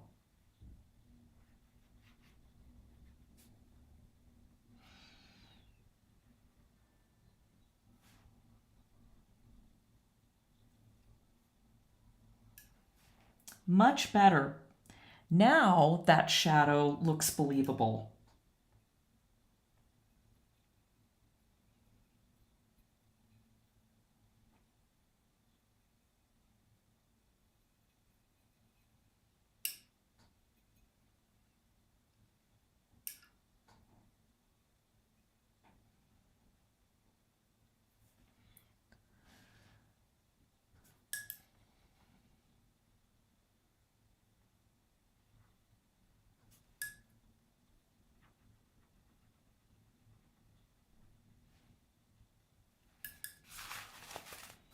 You can also see that even though I did scrubbing, I didn't overdo it. And it's blending out really nicely.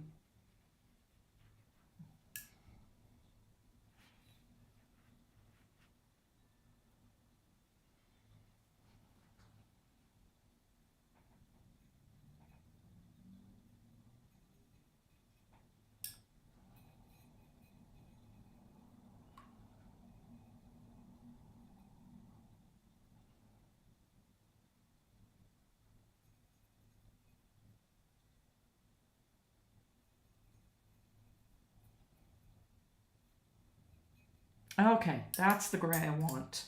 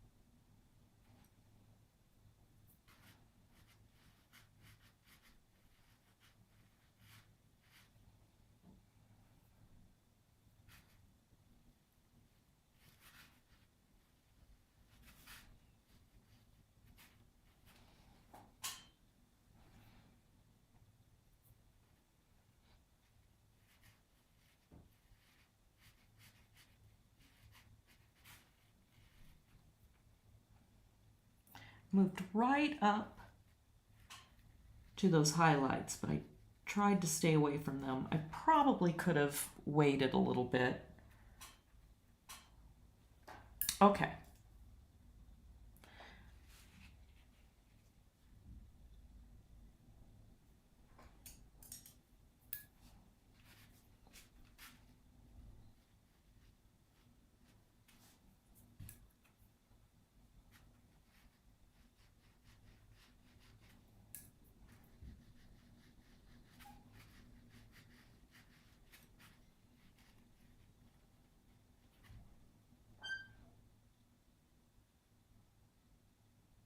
All right, so now back to scrubbing.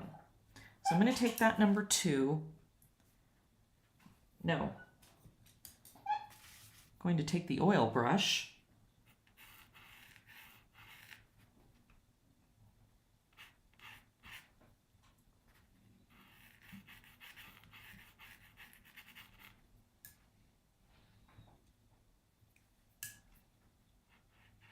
Now back to that number 2 again.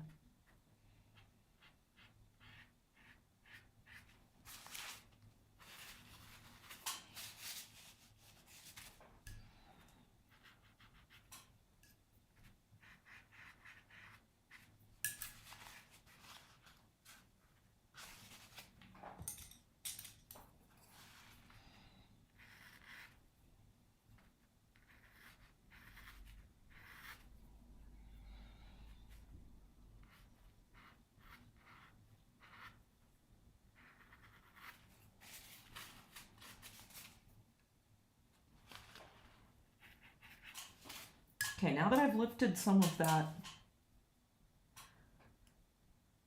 brown value, I'm going to adding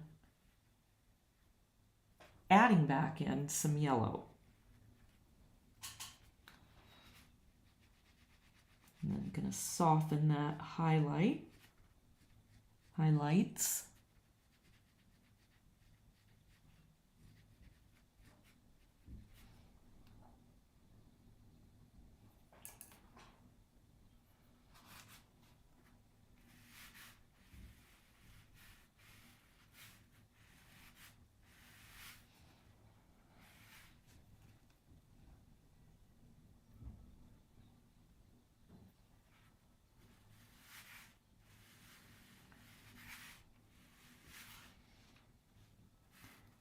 I'm softening all these edges.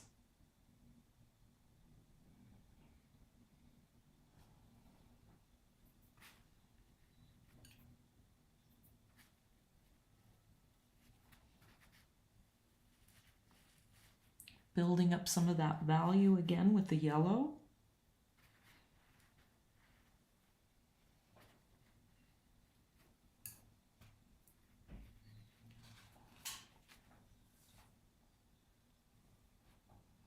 Okay, so far so good.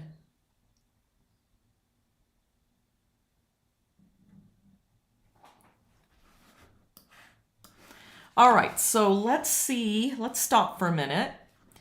Let's see, Wendy says, this is stunning. Thank you for sharing your talents with us.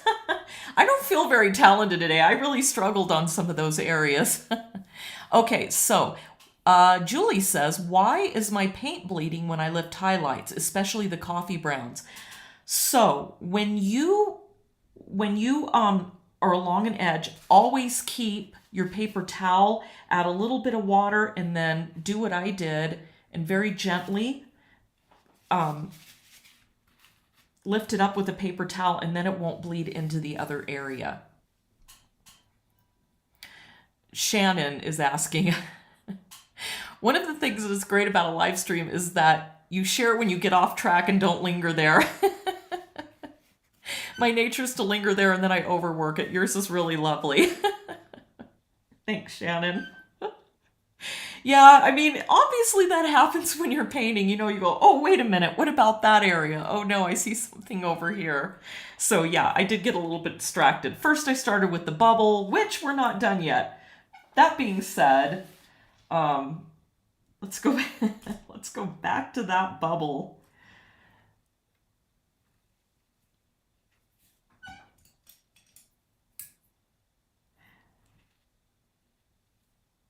Well, and you know, it's funny. It's one thing if you get off track too when it's your painting. It's another thing when you're trying to teach something and people are going, "What? What the heck is she doing? Where's she going?"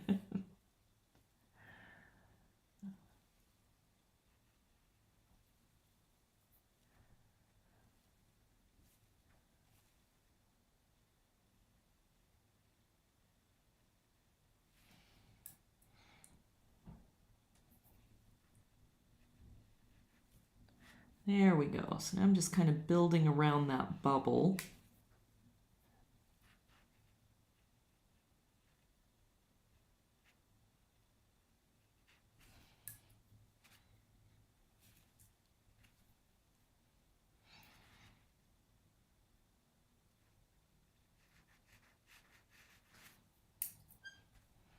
All those little tiny bubbles.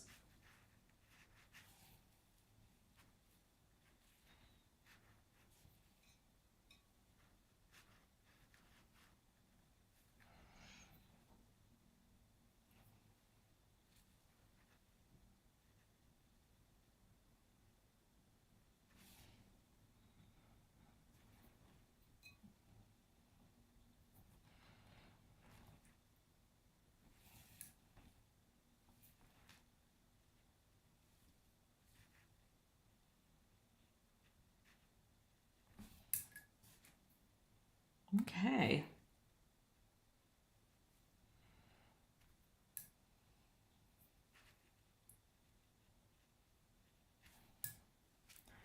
It's not a perfect bubble by any means. I can see I probably should have been a little bit more careful when I was masking that bubble out. So that was on me. And this, okay, so all my mistakes that I've made are a good example of why it is so important to carefully draw your lines out and honestly pay attention to your first layers. Obviously, that's a little bit harder on my end because I'm trying to teach all at the same time that I'm trying to pay attention to what I'm doing, but you know, that's okay. That happens. And so now,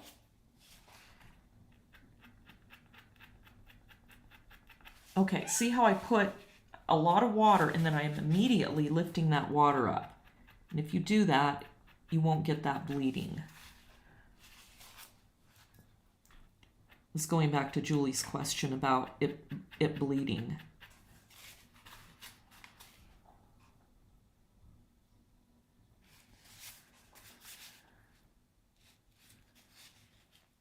And Shannon, let's see. I think it's refreshing to see the authenticity where we can see that even the award-winning pros have their struggles too. We learn by our mistakes. Ours and others. Yes, thank you. We all need a little grace every once in a while, right? And obviously nothing, I mean, I'm going to see my mistakes. Other people aren't. But I am definitely pointing a lot of them out to you. So, but yes, thank you, Shannon. You are absolutely right. Okay, so I'm going to go ahead and leave all this alone. Now I'm going to come back down here and I am going to very gently, where's my smaller one? Ah, there we go. I'm going to soften those edges too. So now that this is dry,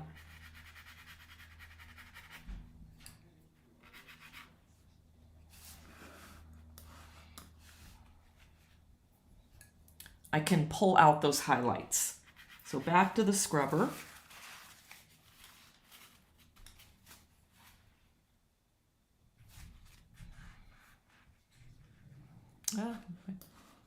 Here we go. Couldn't see my picture.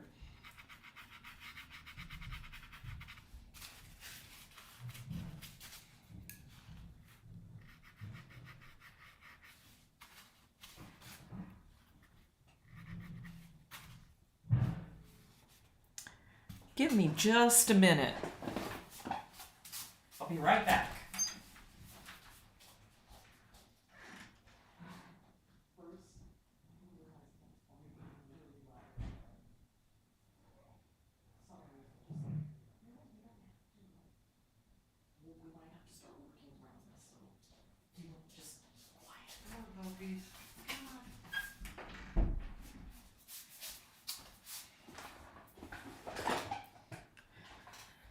All right, I'm back.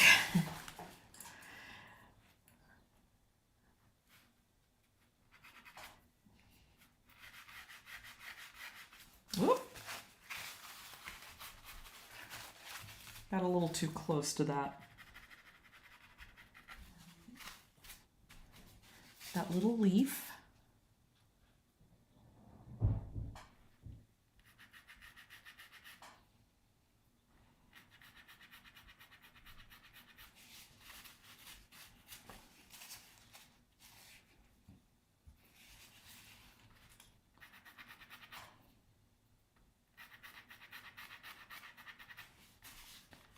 Okay, there we go. I got that little highlight back up there. Now I'm going to go back to my number 2.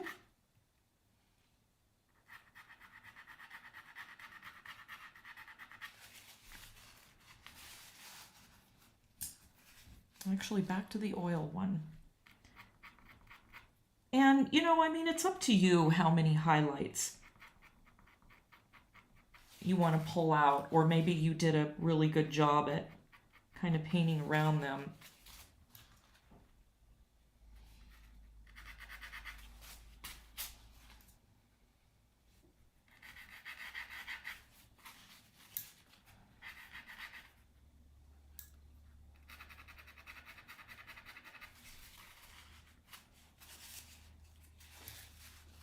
Okay, now there's this one lovely line that goes right through there. So I really want to get that.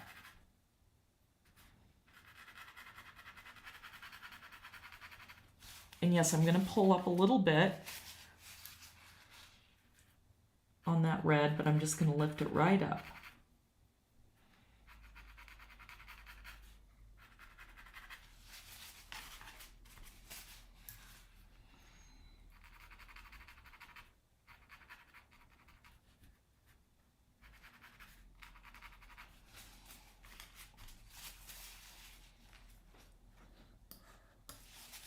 Oh, there, yep, you can see it really well now.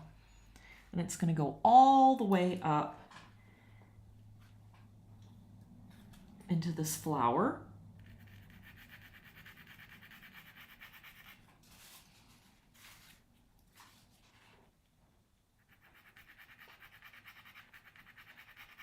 Just using the edge of my brush.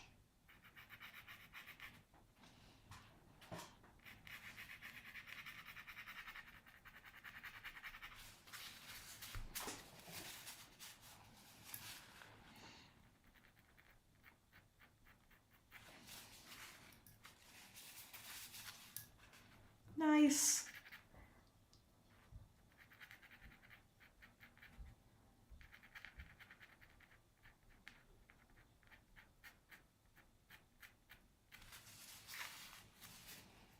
There we go. You can really see that now.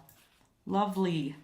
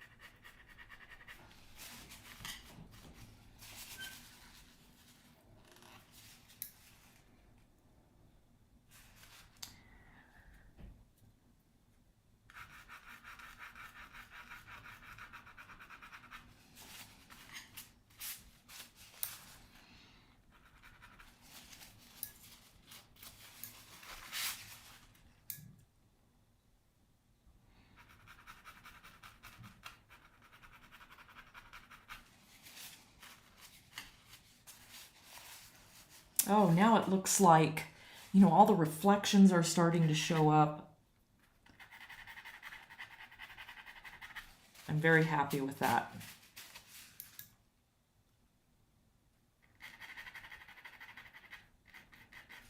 Now I am, because I know I'm not going to be putting any more color on here, I can go ahead and be a little bit more aggressive with my scrubber brush.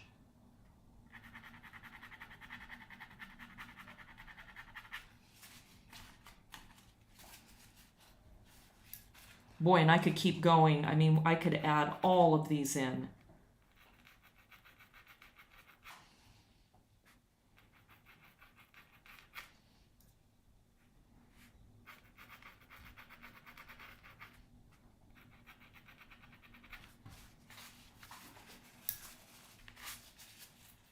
Oh, I love it. I'm so, okay, I'm happy again.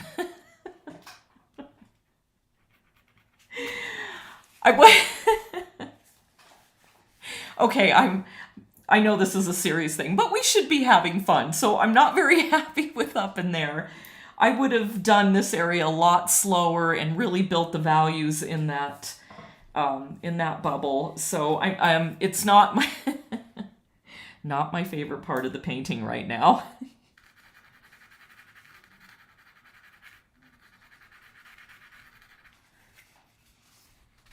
That's okay, because you can always redo things, right? You can always say, all right, I'm starting over. I just really wanted you to get an idea of what happens when you put these beautiful highlights back in there. Right there is one. And at first, when you lift the paint, of course it's going to bleed out, but right away, just lift it. Julie, hopefully this is kind of what you were talking about. And this is where you look at something and go, aha, look all of a sudden what happened. Now I'm really happy. Look at the values in there. So we've got these gorgeous dark shadows, and then all of a sudden, bam, you have these little sparkly areas of light.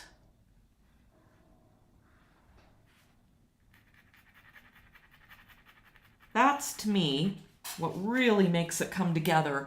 It's what really makes it worth all that time that you put into building those layers. And if I were to, you're probably wondering, why didn't I just mask that out? I like masking things out, but sometimes I just feel like you get a softer,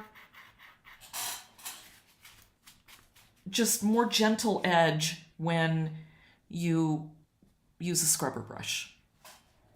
Okay, so now we're up in these areas, and this is, to me, this is where I feel like I'm really starting to have fun. Because the saucer, I just really feel like in those shadows, it's really coming together. And look at that. It almost looks glassy now.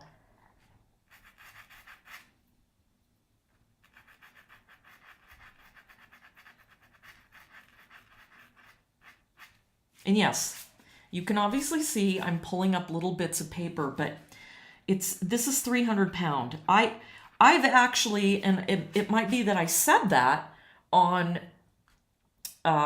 maybe in the first couple parts that we did on this. I actually have a painting, and I sold it at one of my last shows, and there was an area.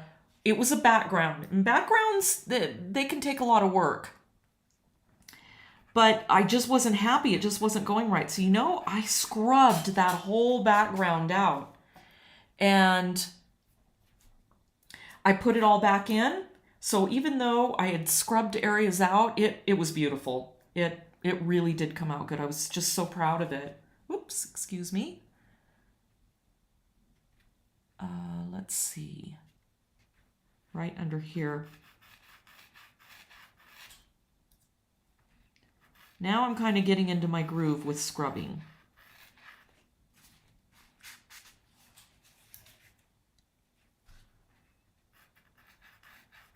Here's another reason why starting with yellow is such a great idea.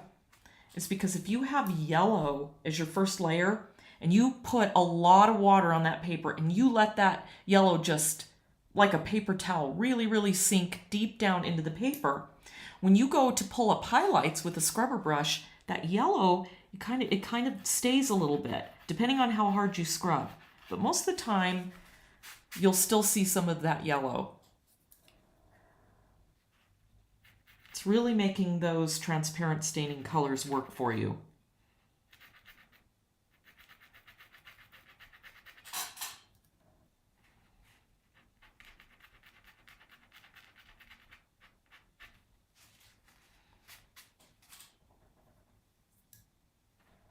Look how brilliant that looks. I love it.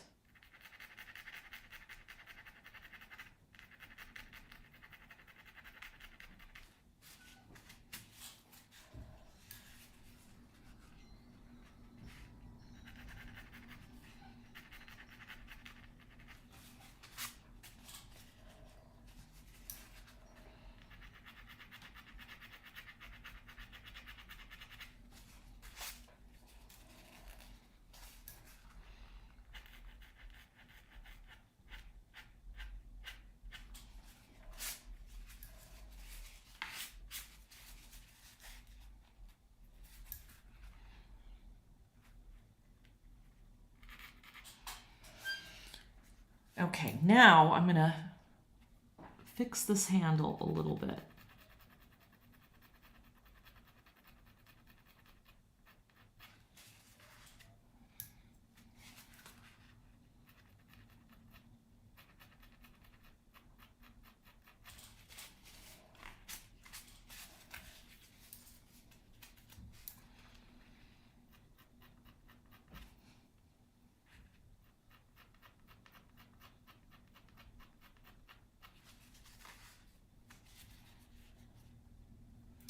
Well, a little bit better. But I think what I'm going to do is when we take a break, I'm going to go get, don't laugh, I'm going to go get my Dremel tool, and I'm going to, my little handheld Dremel tool, and I'm going to show you how I'm going to pick out those highlights now in the bubbles and write a little harsh edge, but let's keep going here for a few minutes, and then I'll address that.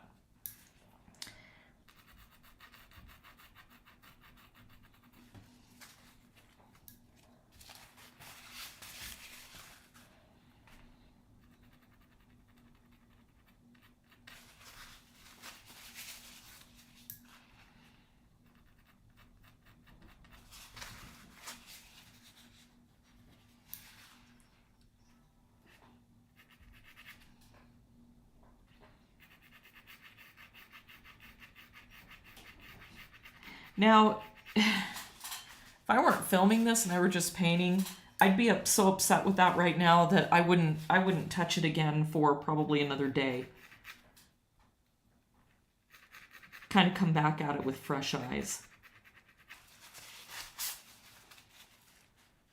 Oh, look at that. You can now see how that reflection's kind of, you can see how they're playing off of each other. Now that this is dry, I can come back and soften that edge.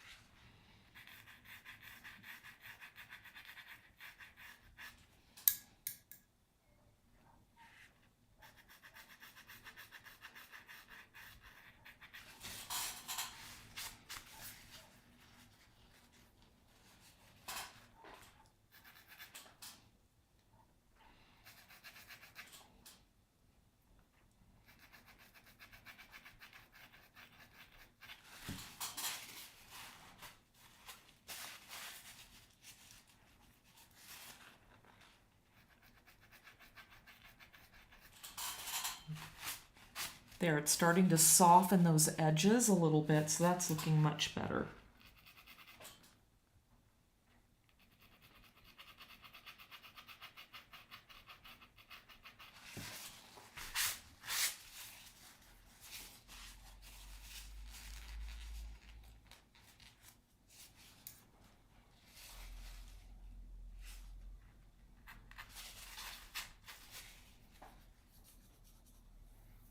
I am really happy with this. I think it's looking really good.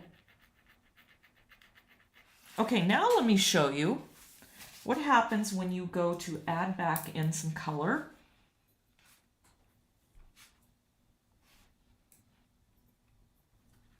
That's kind of like, that was a nice harsh edge. I'm just making sure that color is really dry. Just see? I'm able to put it right back in there.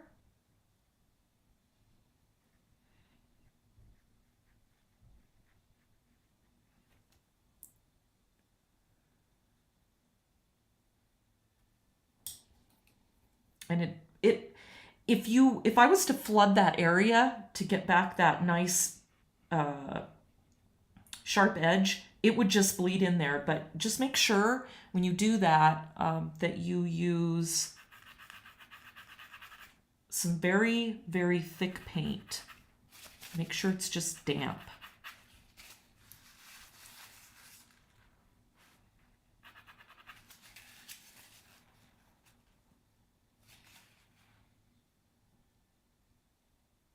Oh, I think this is looking good. It really is. Very happy with it. Okay, so let's see. Does anybody have any questions? I'm going to go ahead and grab my Dremel tool.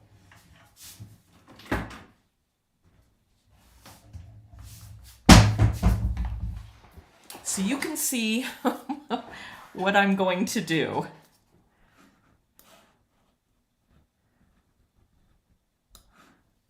All right.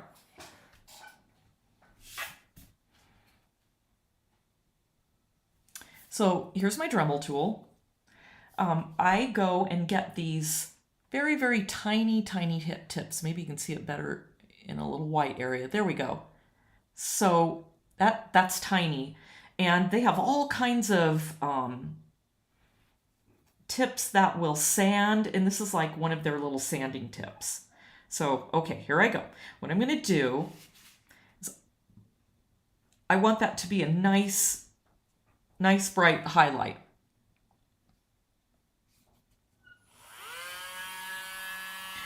Please do not do this on 140-pound paper. It really doesn't work.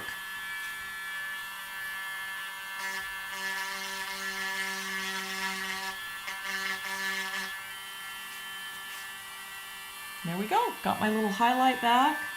I need one there.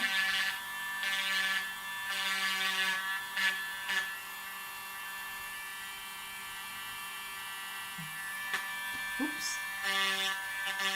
You can even make little lines, because I lost a bright line right there. One right there. And okay, now on this little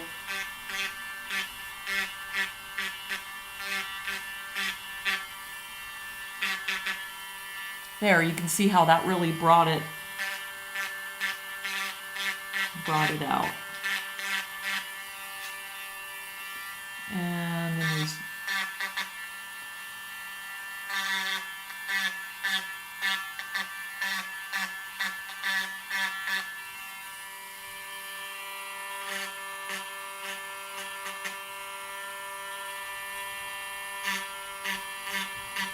what will really make those highlights stand out, though, is I need to darken the area around them. It's not quite dark enough yet.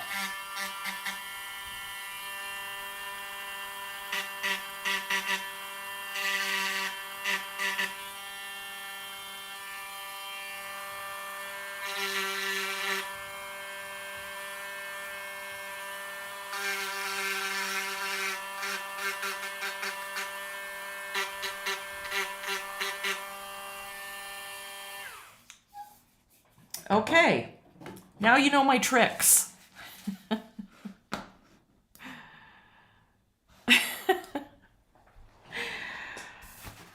Hey, so here's what I think about watercolor. I don't understand why you can't use whatever tools are at your disposal. Use anything that you can think of.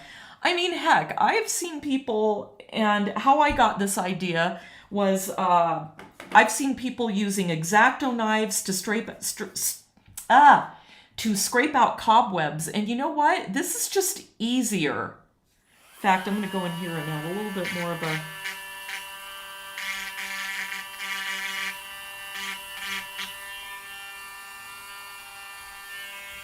Hopefully all of you stuck around and didn't leave and think she's a nutcase. And a Dremel tool. Okay, so Shannon is saying, oh, Wendy's, I am holding my breath. Okay, let me say this about the Dremel tools. Go easy. I've been using them for a lot of years. In fact, a painting I won an award for, I actually used the Dremel tool on one of my iris leaves, or petals. What had happened was the pollen had fallen down very gently onto the iris petal. So I went ahead and painted the petal the way I wanted it. And then I took my Dremel tool and I used a tip that is a little bit bigger than this, and it's a sanding tip. And I just sanded out all the little areas where the pollen was. And oh my gosh, it was amazing. It looked absolutely fabulous. So if you do use a Dremel tool, just be extremely careful. Just, you know, and whoops, obviously they have different levels. Sometimes I change the level, you know, the speed that I'm at, and just be careful. But remember, 300-pound paper is pretty thick, and I've been using it for years, and not once have I ever gone through the paper. So yeah, just want you to know that. I've never gone through the paper. But here's the thing that I was showing you about that little piece of paper I had, about when you surround a bright area with dark color, it's going to make that little bright area even brighter. So let me address these little spots right here.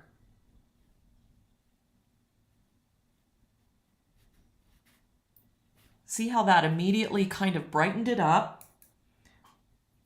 Same around here. And don't forget, yes, I went over it with the Dremel tool, but I'm staying away from that little area. And now my little white spot has brightened up. And same with the one right that I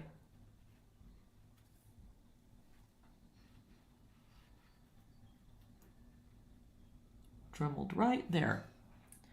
It might be a little bit harder for you to see on the screen. If you're able to blow it up, obviously you'll be able to see it a little bit better, but just make sure you go around your bright spots too with a little bit of darker color, and that will make them come out a little bit more. Okay, let's see. Let's see. Wendy is saying, I just found you and I'm new to watercolors. How long are these videos going to be up for? You do amazing work. Thank you, Wendy. I appreciate that. They will be up forever, or as long as YouTube allows them to be up. That's their platform. They get to make the rules.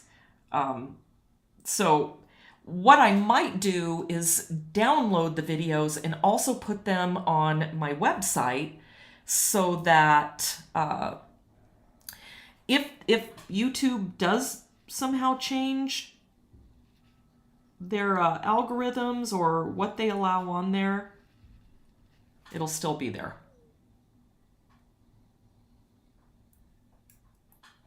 There we go. So I added a little bit more color right in there. And now I'm going to go back on this handle area right there. Add a little bit more dark.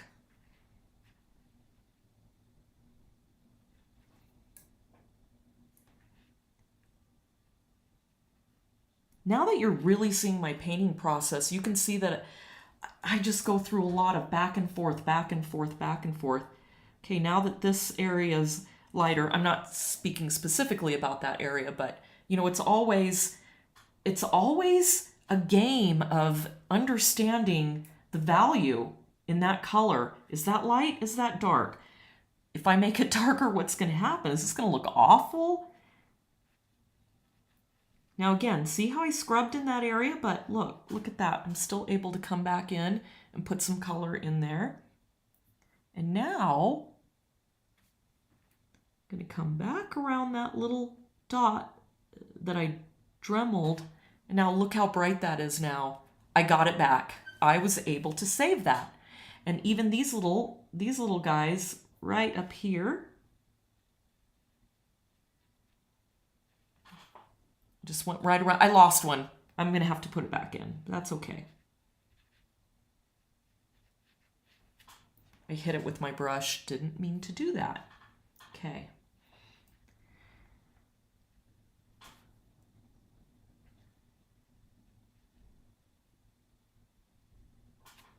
There we go. You can really see how those stand out now.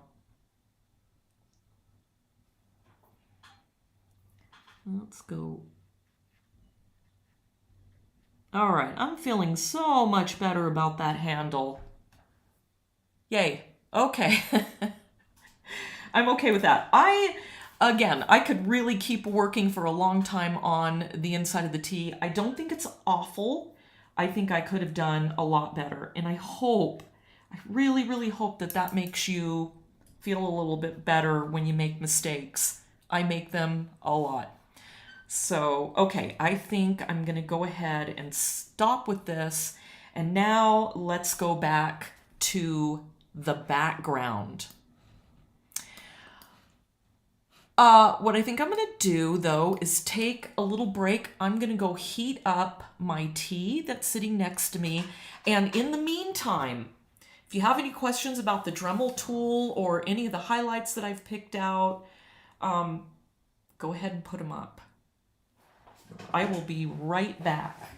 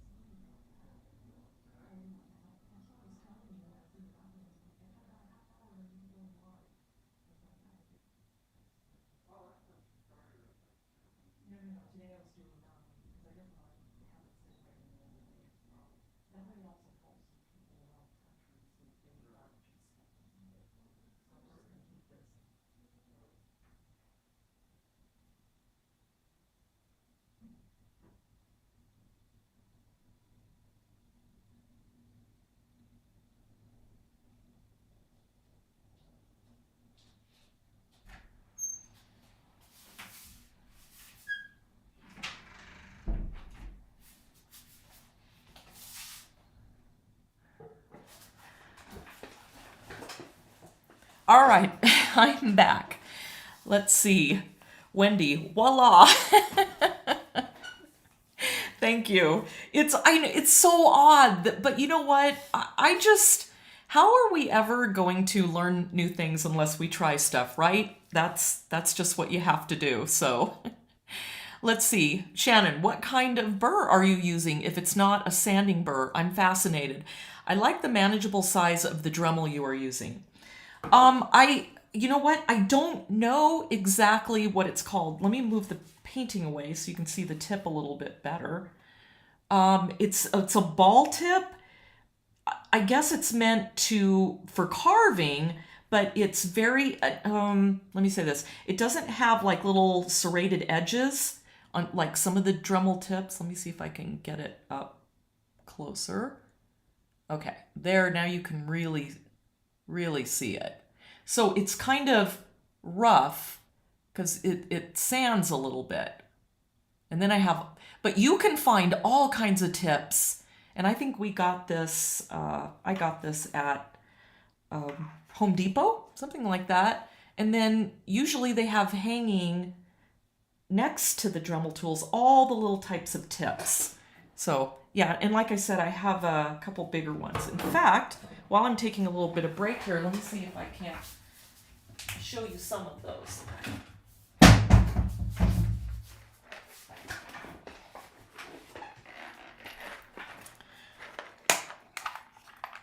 Okay, so here we go. I'm going to move my painting away again. Let's see. And part of my cord got in the way. Sorry about that. Okay, so let's see. Oh, here's what I was talking about. So here is another tip. Wait, there we go. See how it's rough? It looks like a piece of sanding paper. And so it's got a nice soft edge. And this is what I used on my painting to pick up the pollen on the leaves. Let's see, what's another one? Here's another teeny tiny tip. This one actually has blade. It's like a bladed tip. There's almost no way that I think you can see it. But this one will actually carve things out. But I've used this one on occasion too. And here's another type of a tip.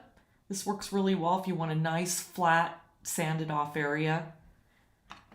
So yeah, and they're not expensive, but it sure is, it's a lot of fun.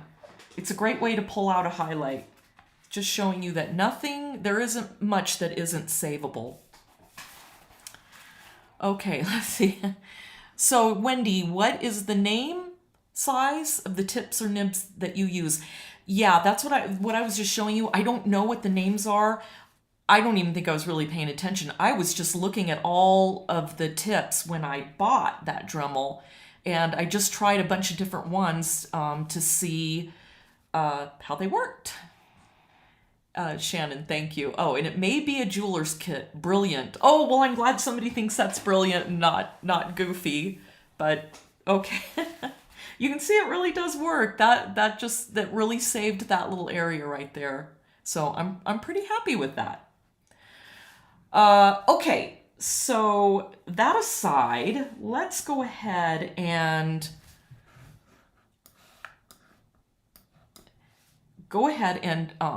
I'm going to add in a little bit of color. See those stripes? They look a little harsh. They look a little bright. So what I'm going to do, get my bigger brush.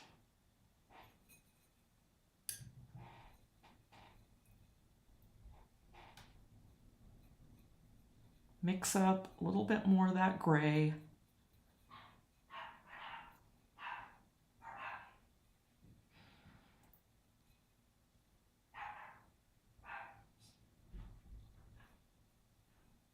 Okay.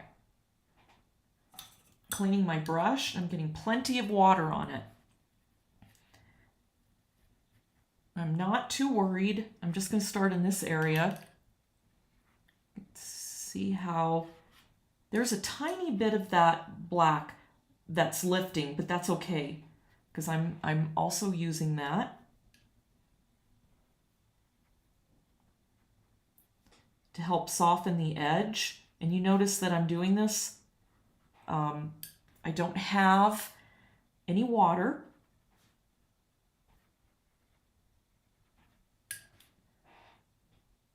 And look at how nicely that softened up those edges. It doesn't look so harsh anymore. Okay, let's see. Oh, let me move my picture over. Gosh darn it. Let's see. All right. So I'm going to keep going.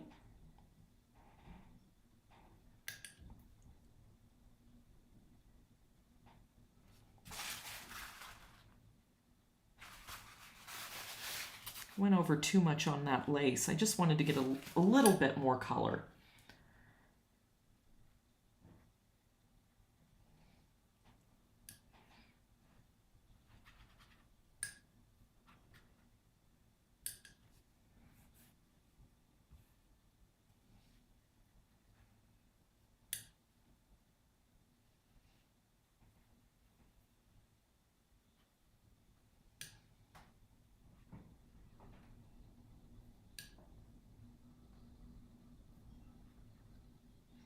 again, and if you watched or were watching the second one, I probably would not put the black down first. But it's actually working out. Do you see how I'm just have a little bit? And even though I said, and I make this point a lot about that, yay, transparent staining colors, they don't lift. Well, when your value is dark enough and thick enough, pretty soon it starts sitting on the top of your paper. So I don't want you to get this idea that you can have this black sitting there. It is going to pick up a little bit, but right now I'm just using that to my advantage.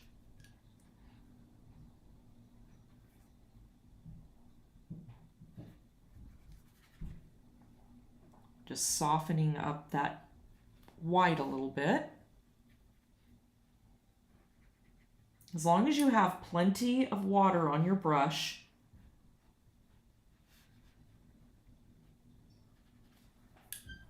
you shouldn't have any problems. I mean, we've had so much water on that background that oh, what is the name?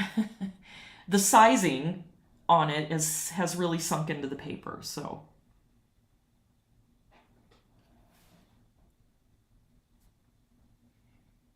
And again, I'm okay with that lifting right there because I'm using it now for some of those little shadow areas.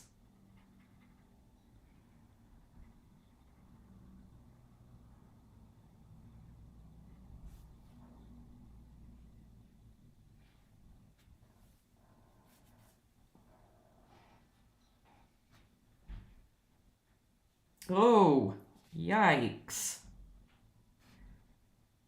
That was a little bit too much blue.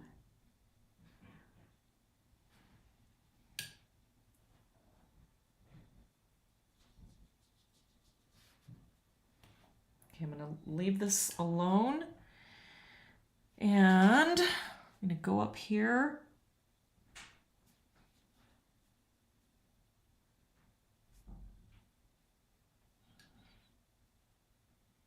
And it's obvious to me too that there is not enough yellow up in those lemons. So that'll be another adjustment I'll have to make.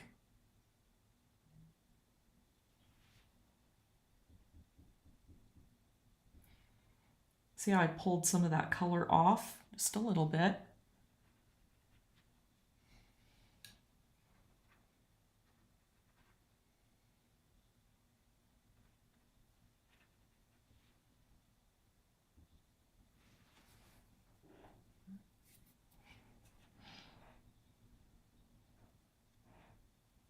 All right.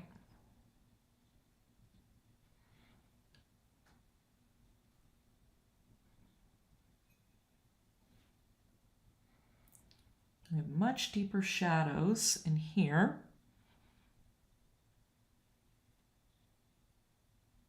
That's going to also help make that handle stand out.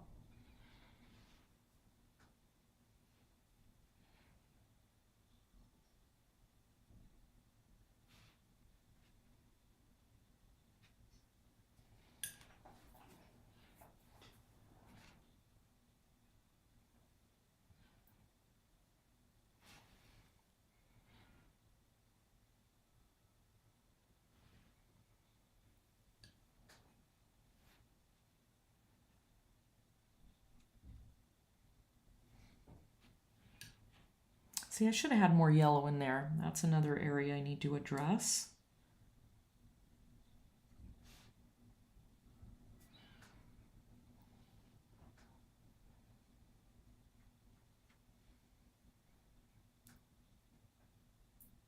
Just picking up color just like I did in those other shadows.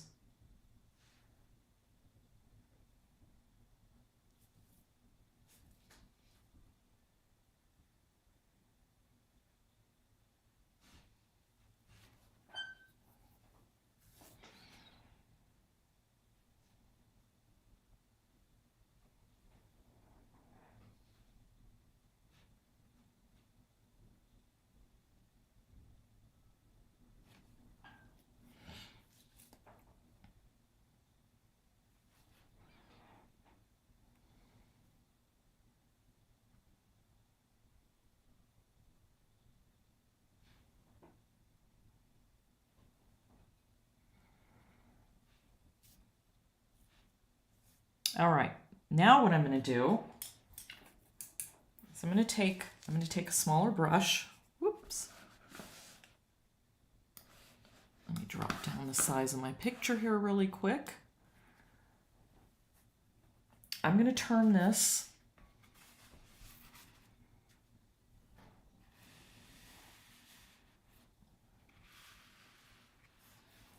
and I'm going to pick up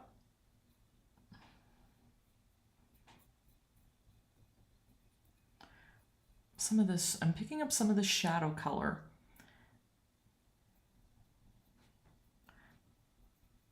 Just adding to it a little bit.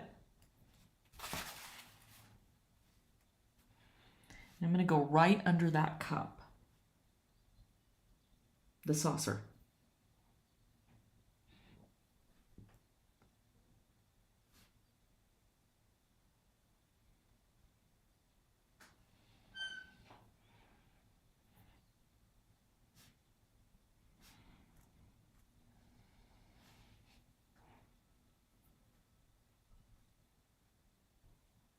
Got dry right there.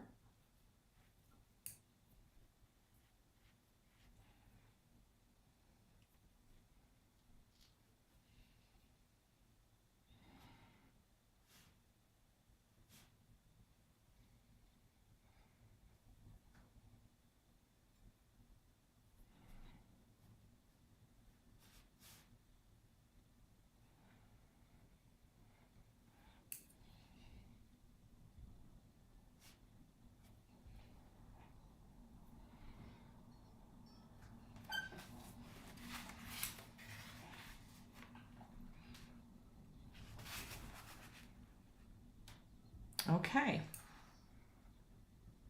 I'm going to let that dry and then we'll go in. Ooh, actually, yes, no, got to let it dry because then I've got to go in and fix those yellows. We're going to darken those yellows. Get right in there so that those values underneath this piece of lace are nice and dark. So they're in the shadow.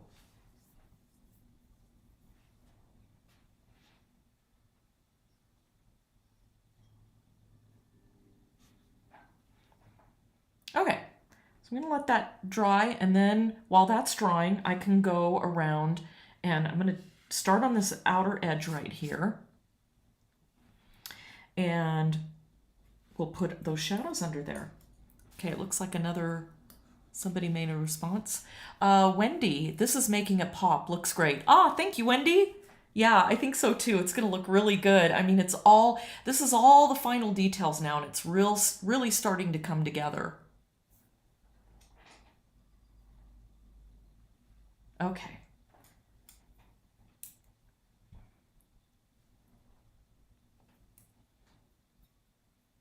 Still got my shadow color.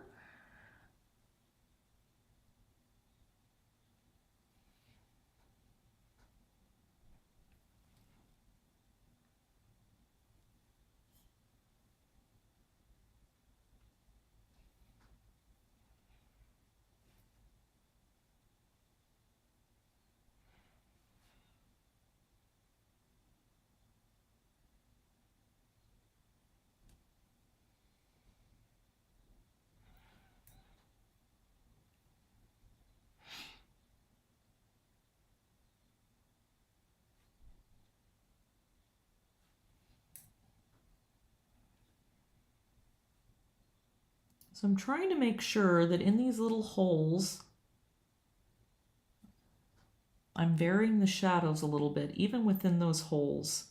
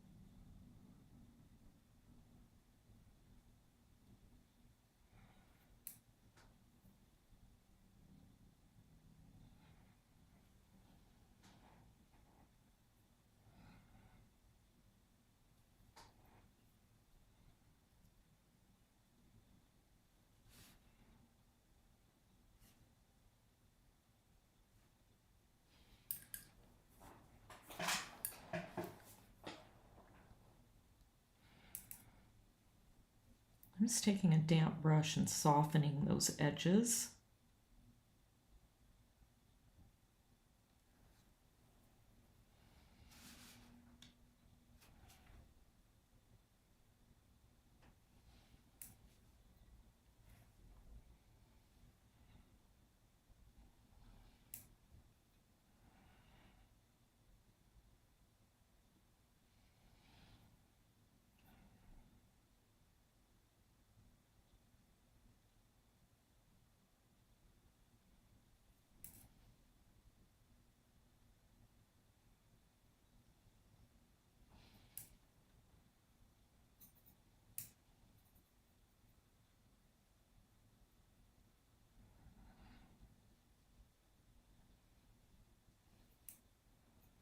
I need a neutralish gray.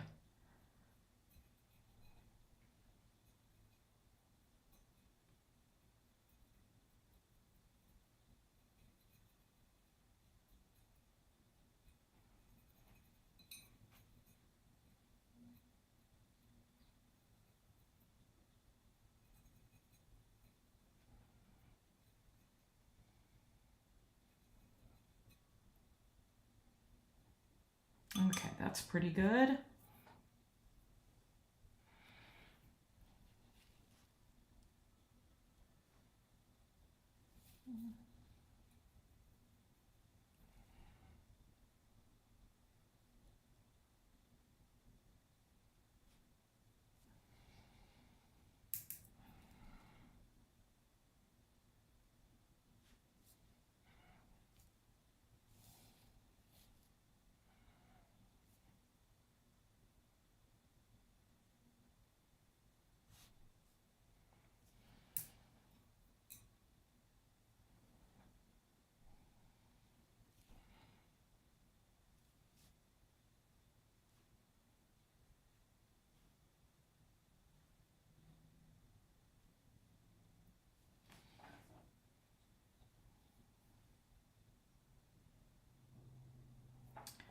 I think I'm going to actually stop and dry this because my paper's kind of lifting a little bit. So let me take a minute here and dry this. And before I get too much farther that way, I want to go and get those shadows in there.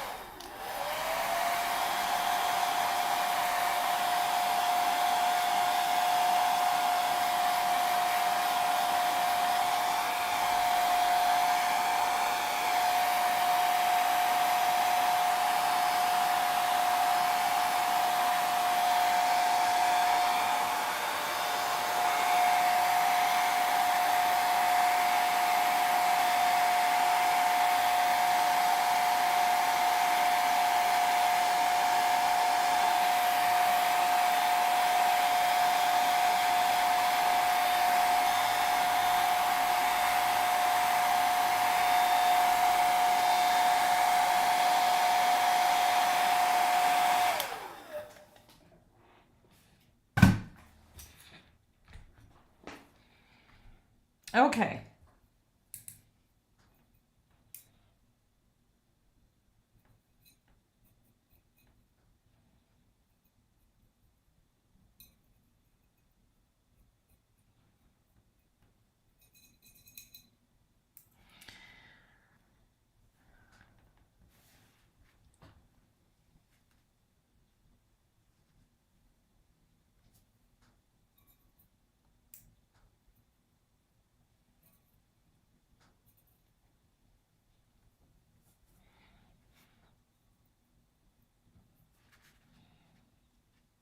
Let's see what happens.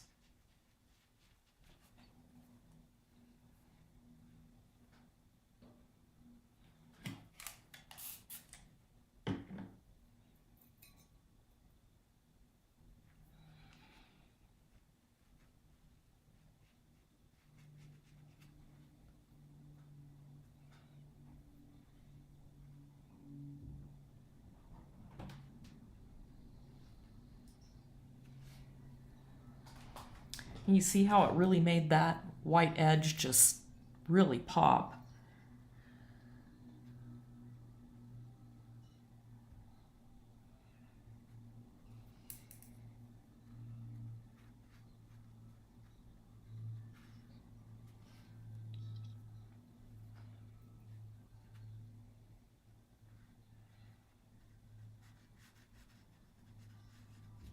I think I accidentally went over part of the lace there, but that's okay.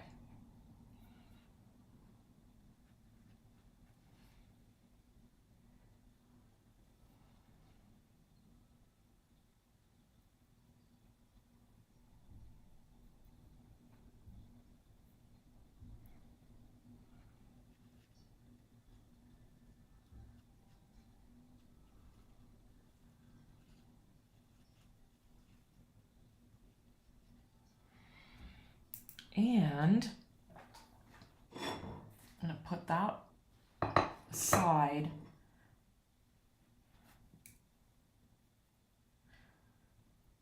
Get some nice clean yellow.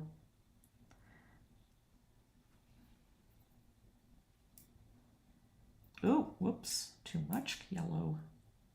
Okay.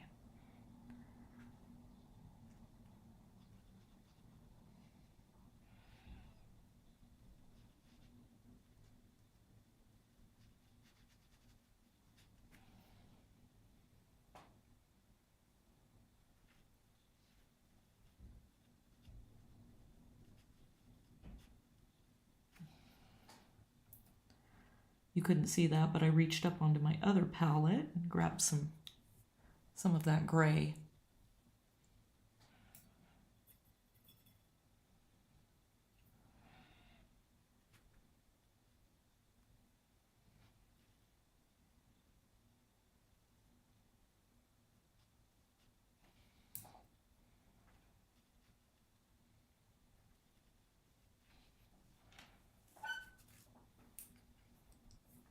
I think what I'll have to do is keep one palette there. So my yellow's getting quite dirty over here.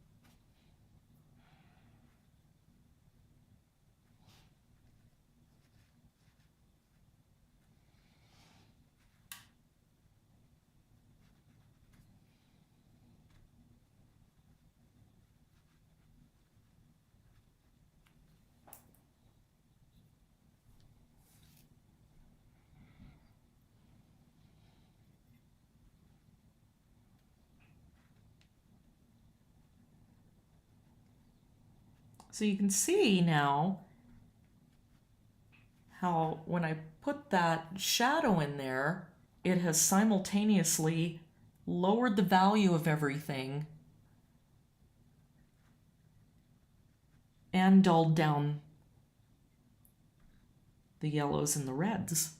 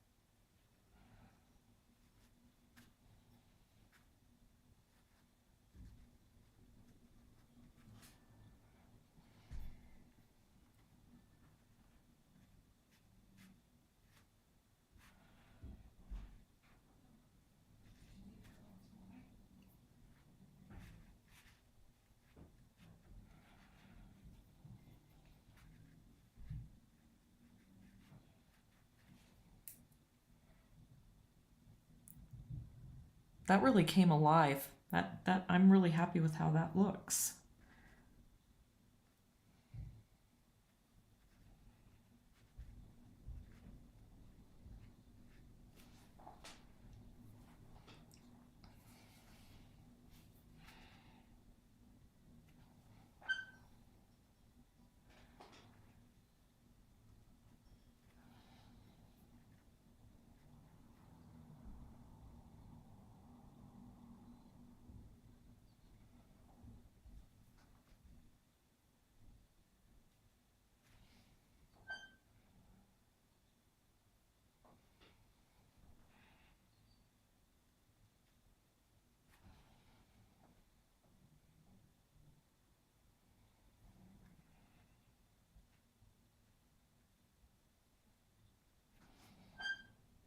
I'm not I'm not adding in every tiny little detail in that lace. That would take a really long time.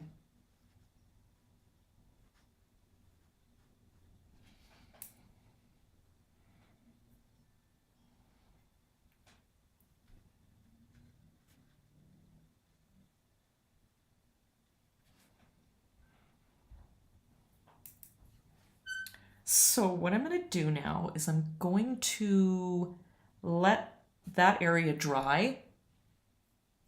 While I'm doing that, I'm going to finish up the lemons up on the top there. So now I can switch that palette out. And again, if you are new here, you and anybody else is watching this, you know that I usually use just a full-size dinner plate so that I can keep all my colors separated, but there's only so much space on a 16 by 9 TV format, video screen format that you can fit. And I don't want to have a giant, plate cutting off space here. So, wow. I don't know if you can see what I'm seeing, but that whole little area right there just came alive. I'm just really, really happy with that. Okay, back to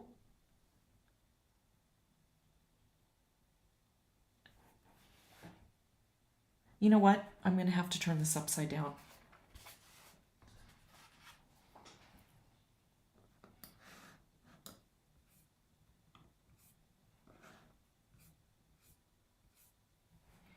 Okay, much better.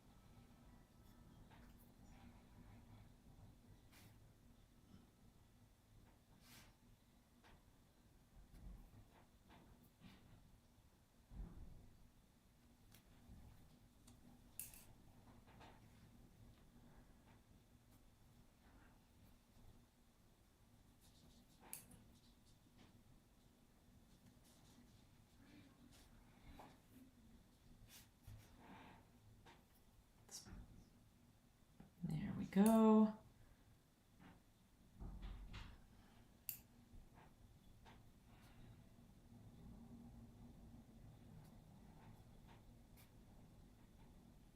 Just going over that stripe there.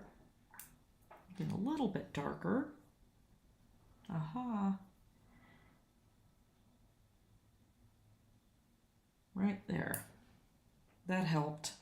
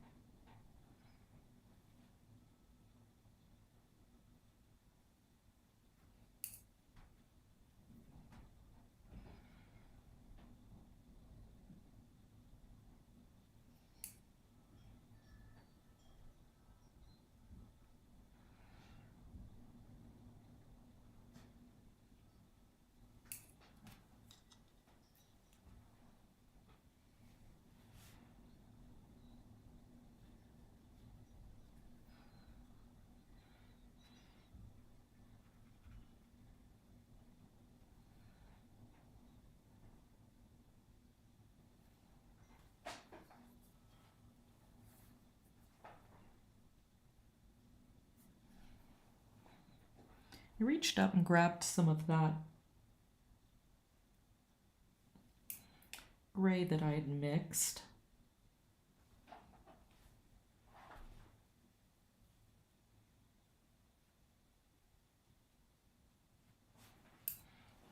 Reach over and grab some more.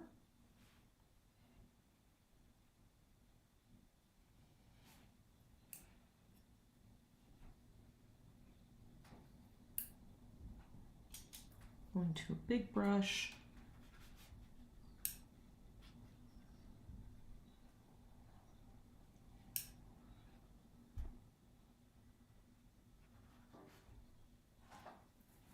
Okay, I'm going to turn it back over.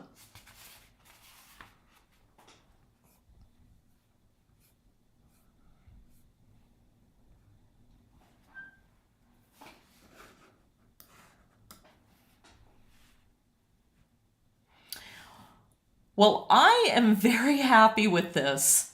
I like how I went ahead and washed over that background. So again, even though the colors I use are transparent and staining, when you start building up an enormous amount of those dark values, the paint starts sitting on top of the paper.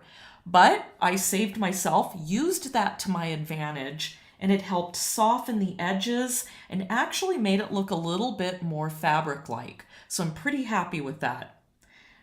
So now that I'm happy with that area, I'm going to go back down again to this area and darken this up. So at this point in your painting, you really, really want to be looking around. Look at your values. Turn it upside down if you have to. Do something. Turn it sideways. Look at it in a mirror. Take a picture of it with your phone, or get away from it for a while. And you're always going to come back with a new perspective.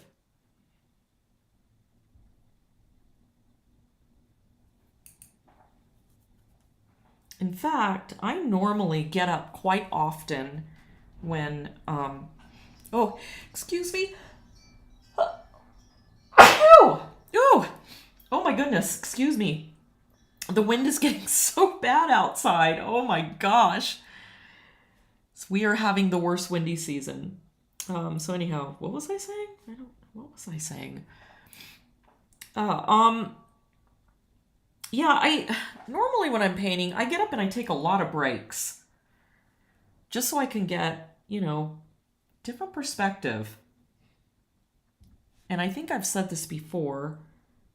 That's one of the reasons why I paint with my water container is very small. It kind of forces me to get up and go get water. And then I'm not looking at it for a while.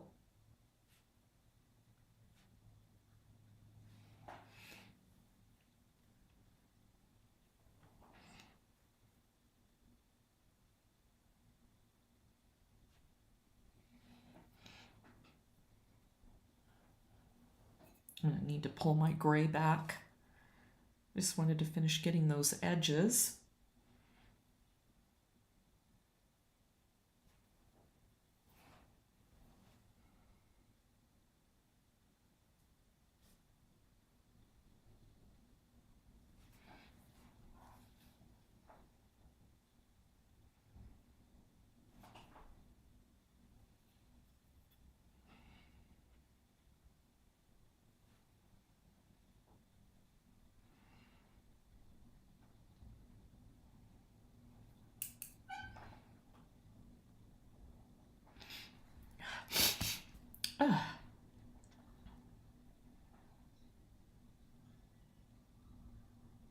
I'm going to bring my shadow palette back over. And this time, I'm going to clear that yellow.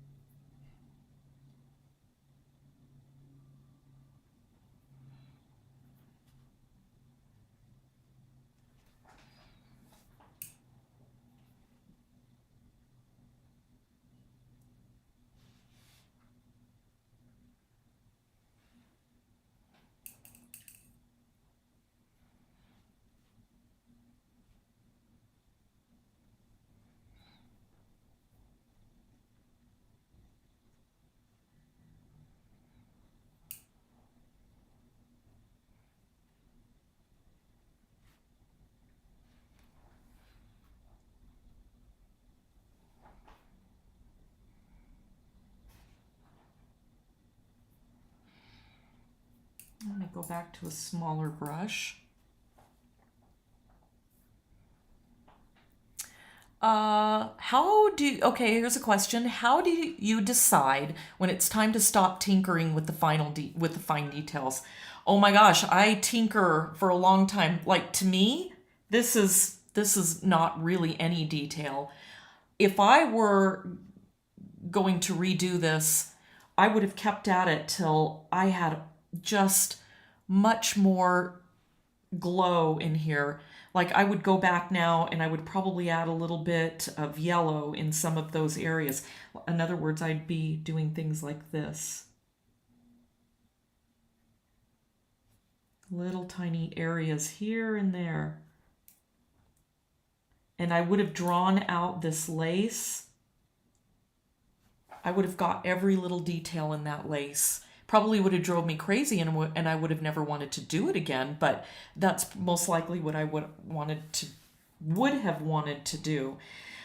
You know, I think that question that you're asking is what makes all of us the unique painters that we are. It's one of those things where you just start getting a feel for a painting. Like I said, for me, I'll tinker and tinker until I just get that feeling. I'll just say to myself, I think this is done. I think I'm okay. Sometimes what I'll do too is just go away from it for a while.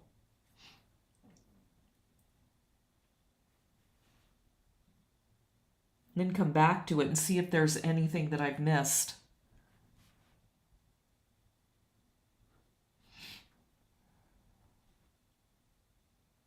I don't catch everything, but realism and detail are obviously that's my thing. Excuse me.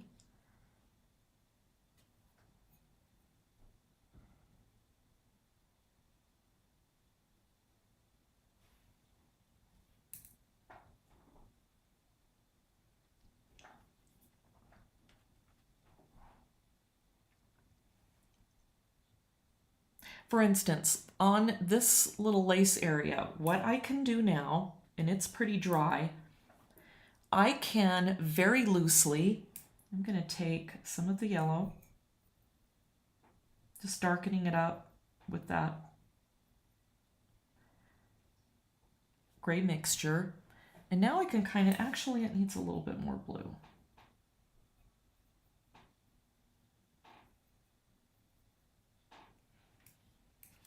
And just very lightly, just I can skip around.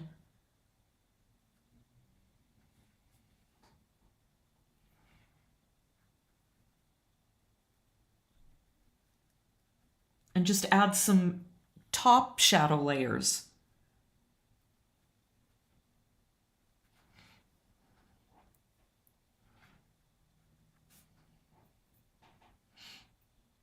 So I'm actually now I'm just adding a little bit more detail over here.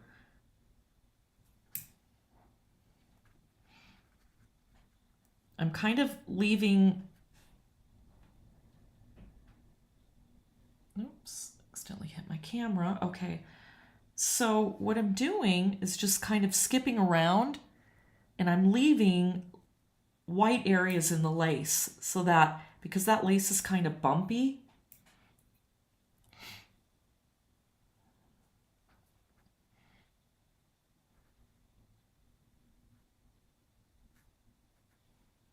so I'm just kind of giving it a little bit more depth.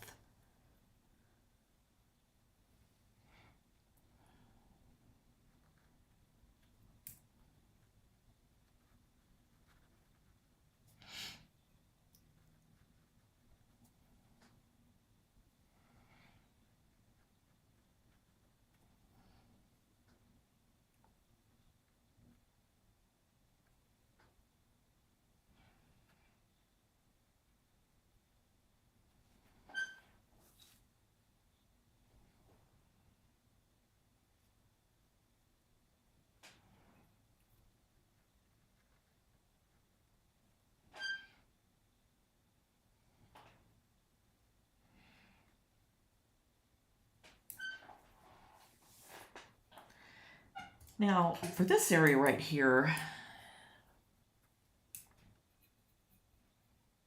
I'm going to add a little bit more blue.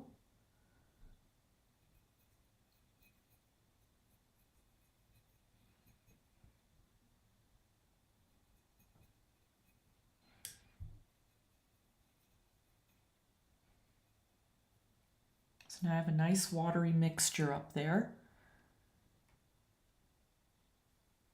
So what I'm going to do is I'm just going to very loosely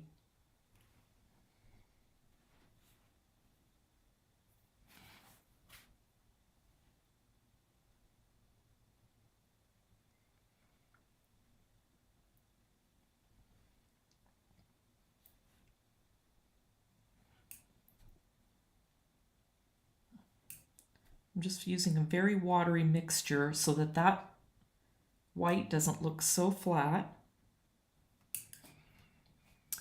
Okay, I have a question. What size paintbrush are you using for the details in the lace? Oh, I am using anywhere from a 2 to a 0 to a 5/0. I use a lot of small brushes when I paint, especially for details.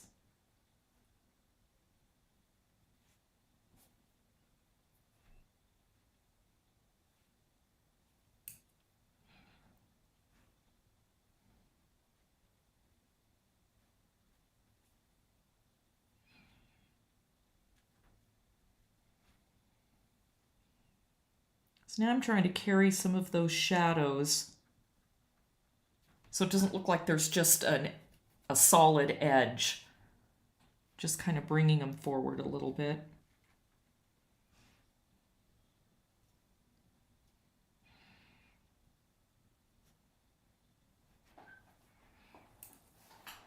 And I'm going to do the same thing down here.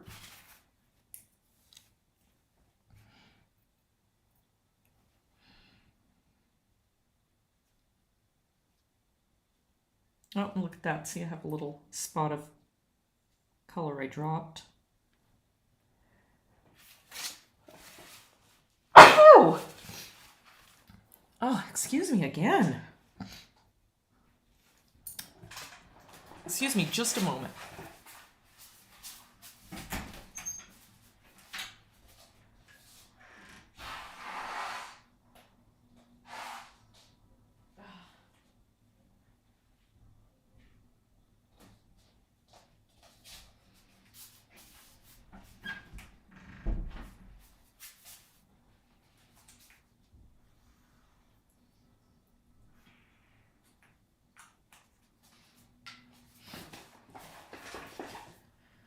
Oh, all right.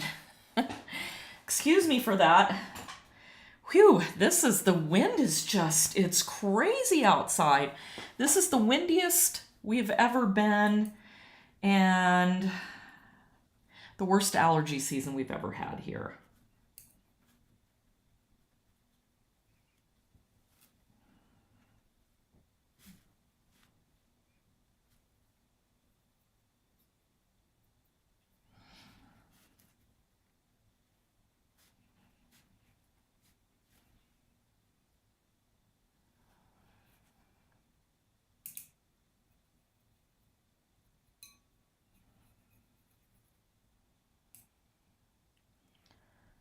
Okay, I'm just kind of skipping around and just trying to quickly fill in all these little areas.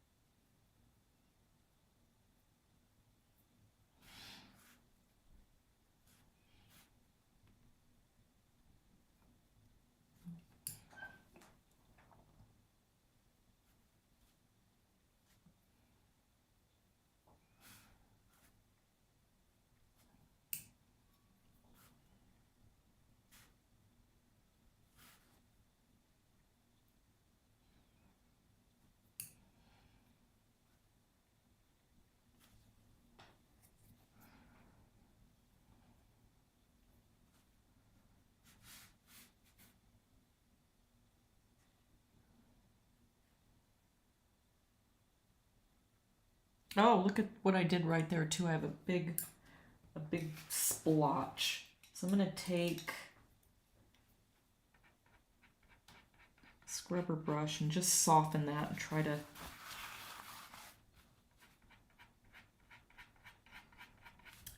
as hard as I try, sometimes I get lazy and I don't put my, paper towels everywhere. And then I get spots and then I get mad because I have to stop and clean them up. When if I was just more careful in the first place, I wouldn't be worrying about that. And like right there. Okay. So let me quickly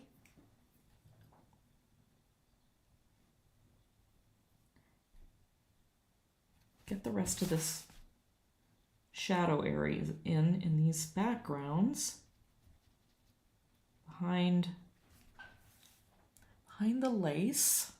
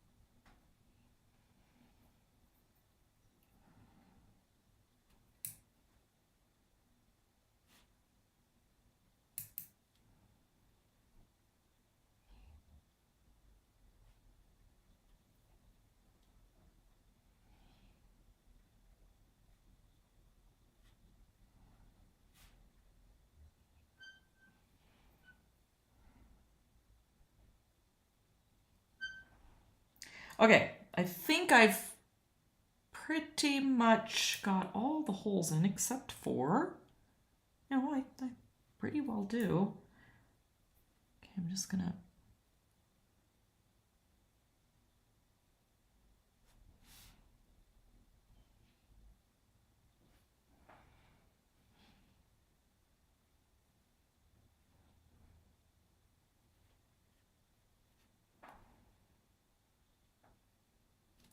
So I'm going to do the same thing in this area now that I did over in the shadow area and right there. Just going to go ahead and wet the whole thing.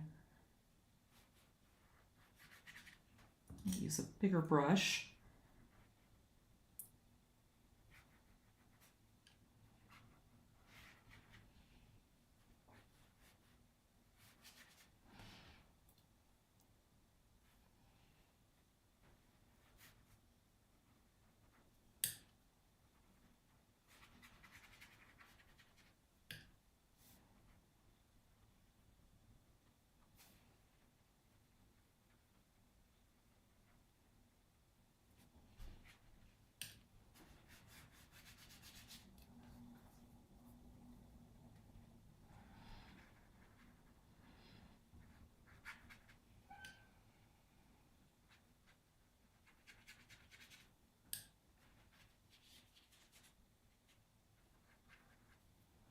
Let's try to get some of that softened up a little bit, some of those edges.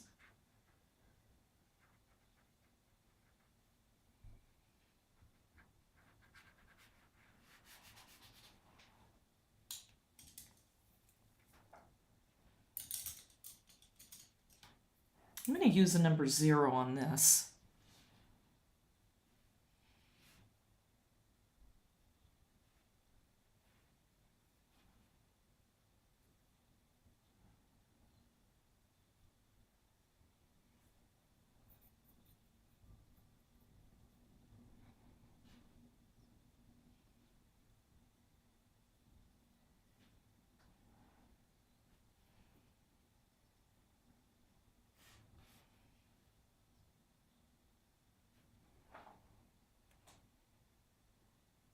That really helped.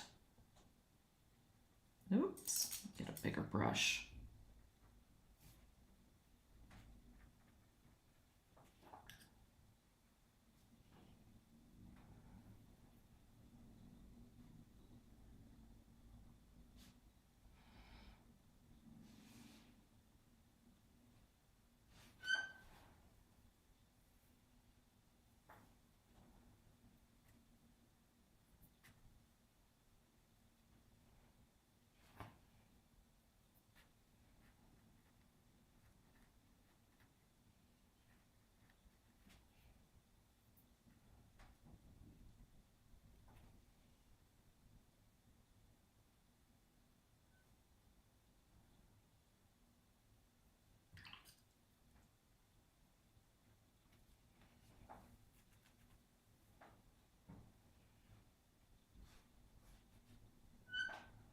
Okay, I think so far, so good.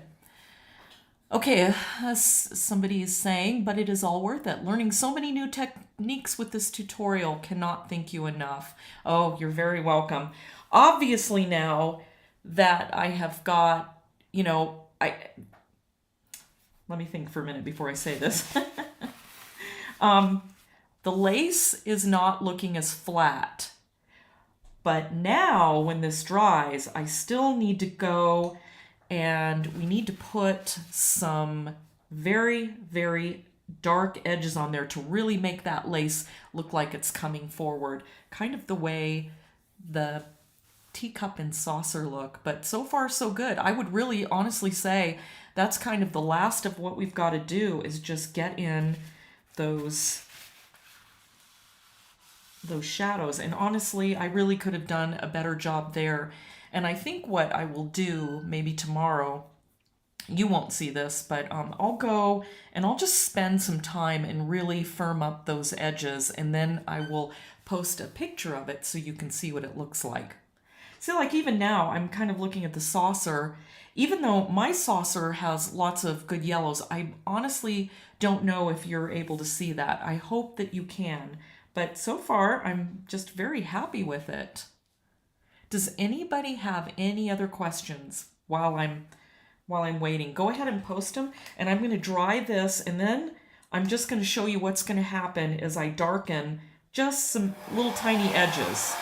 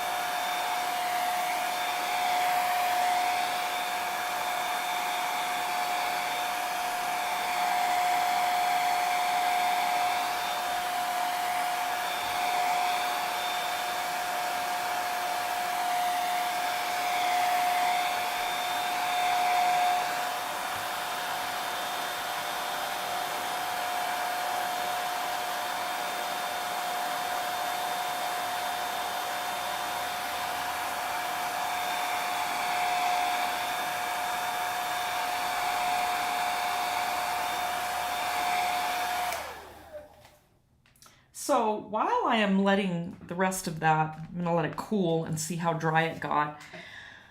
I also want to mention that I'm going to be doing another one.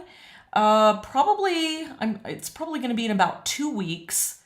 I'm going to do, if for anybody that hadn't jumped in yet when I first started this, I'm going to be doing something whimsical and fun on just now that I've now that somebody else has mentioned that, they said the paper doilies, so I'm going to go get a couple of those. I think that would be a great idea.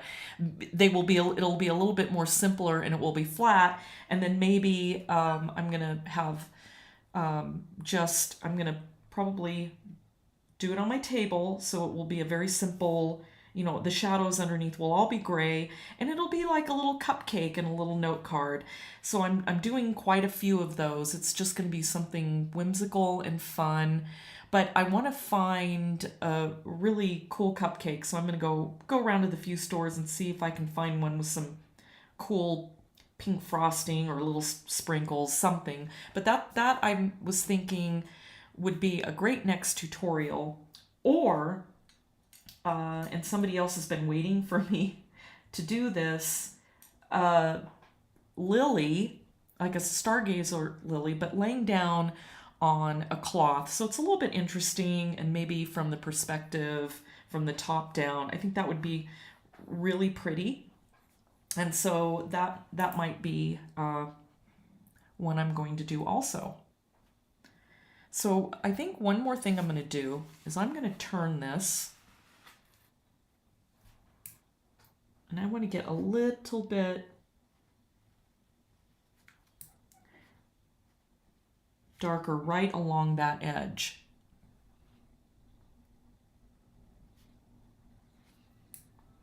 And I'll keep looking for questions. Oh, here's another one.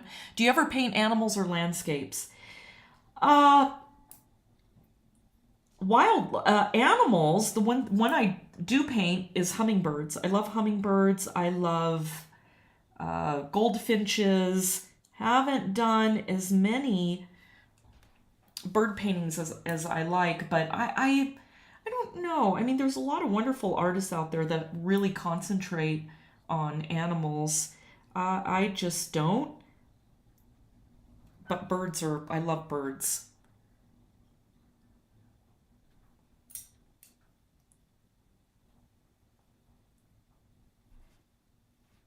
Going in here with just a little bit more yellow. Now I'm going to turn it.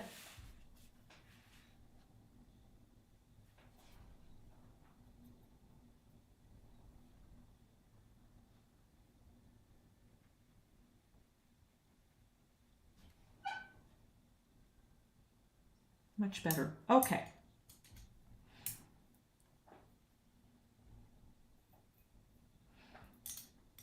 I'm going to add a little bit more yellow.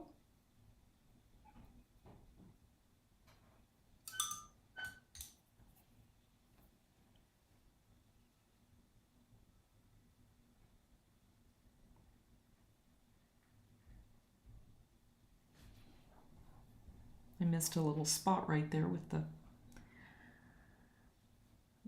green or that black, and this needs to be a little bit darker.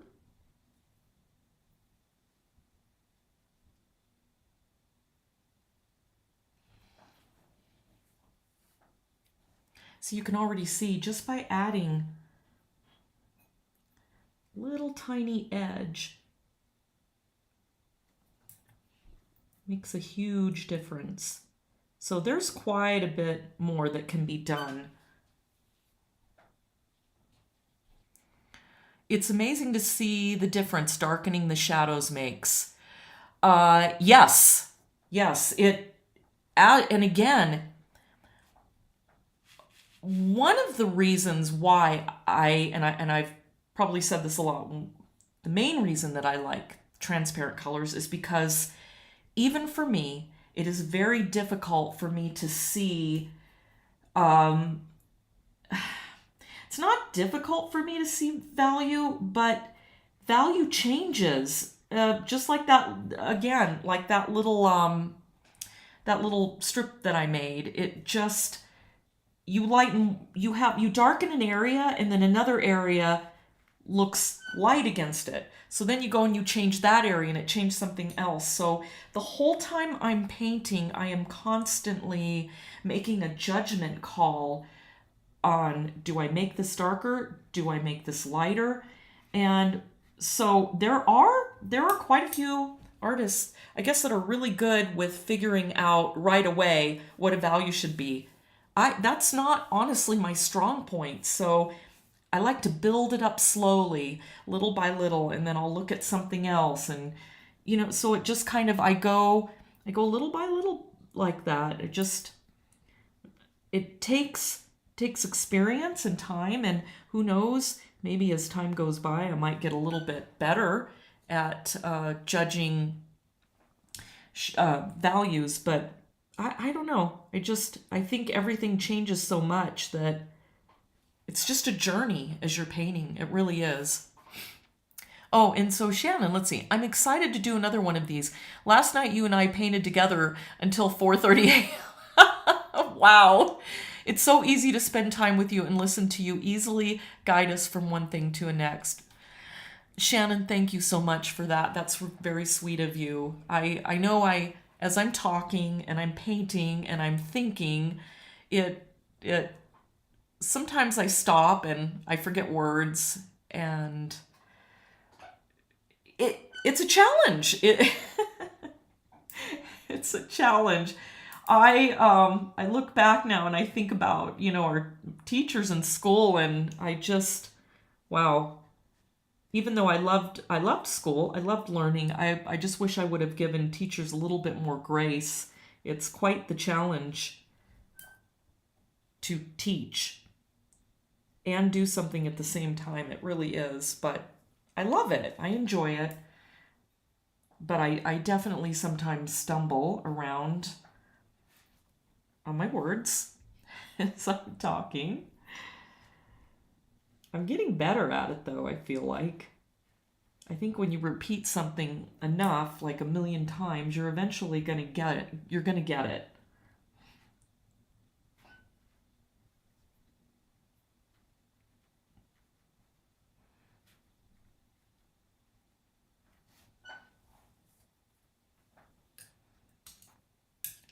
Actually, I need more gray in this.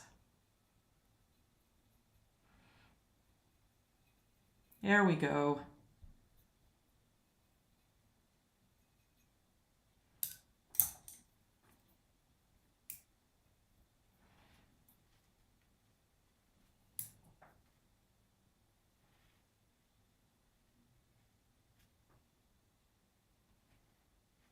So if I were painting this, it would have taken me a week to do this lace. Easily a week. But, loose is good too. It really isn't my style, and that's okay. Everybody ends up developing a different style, but I would have really gotten obsessive over getting these shadows just right.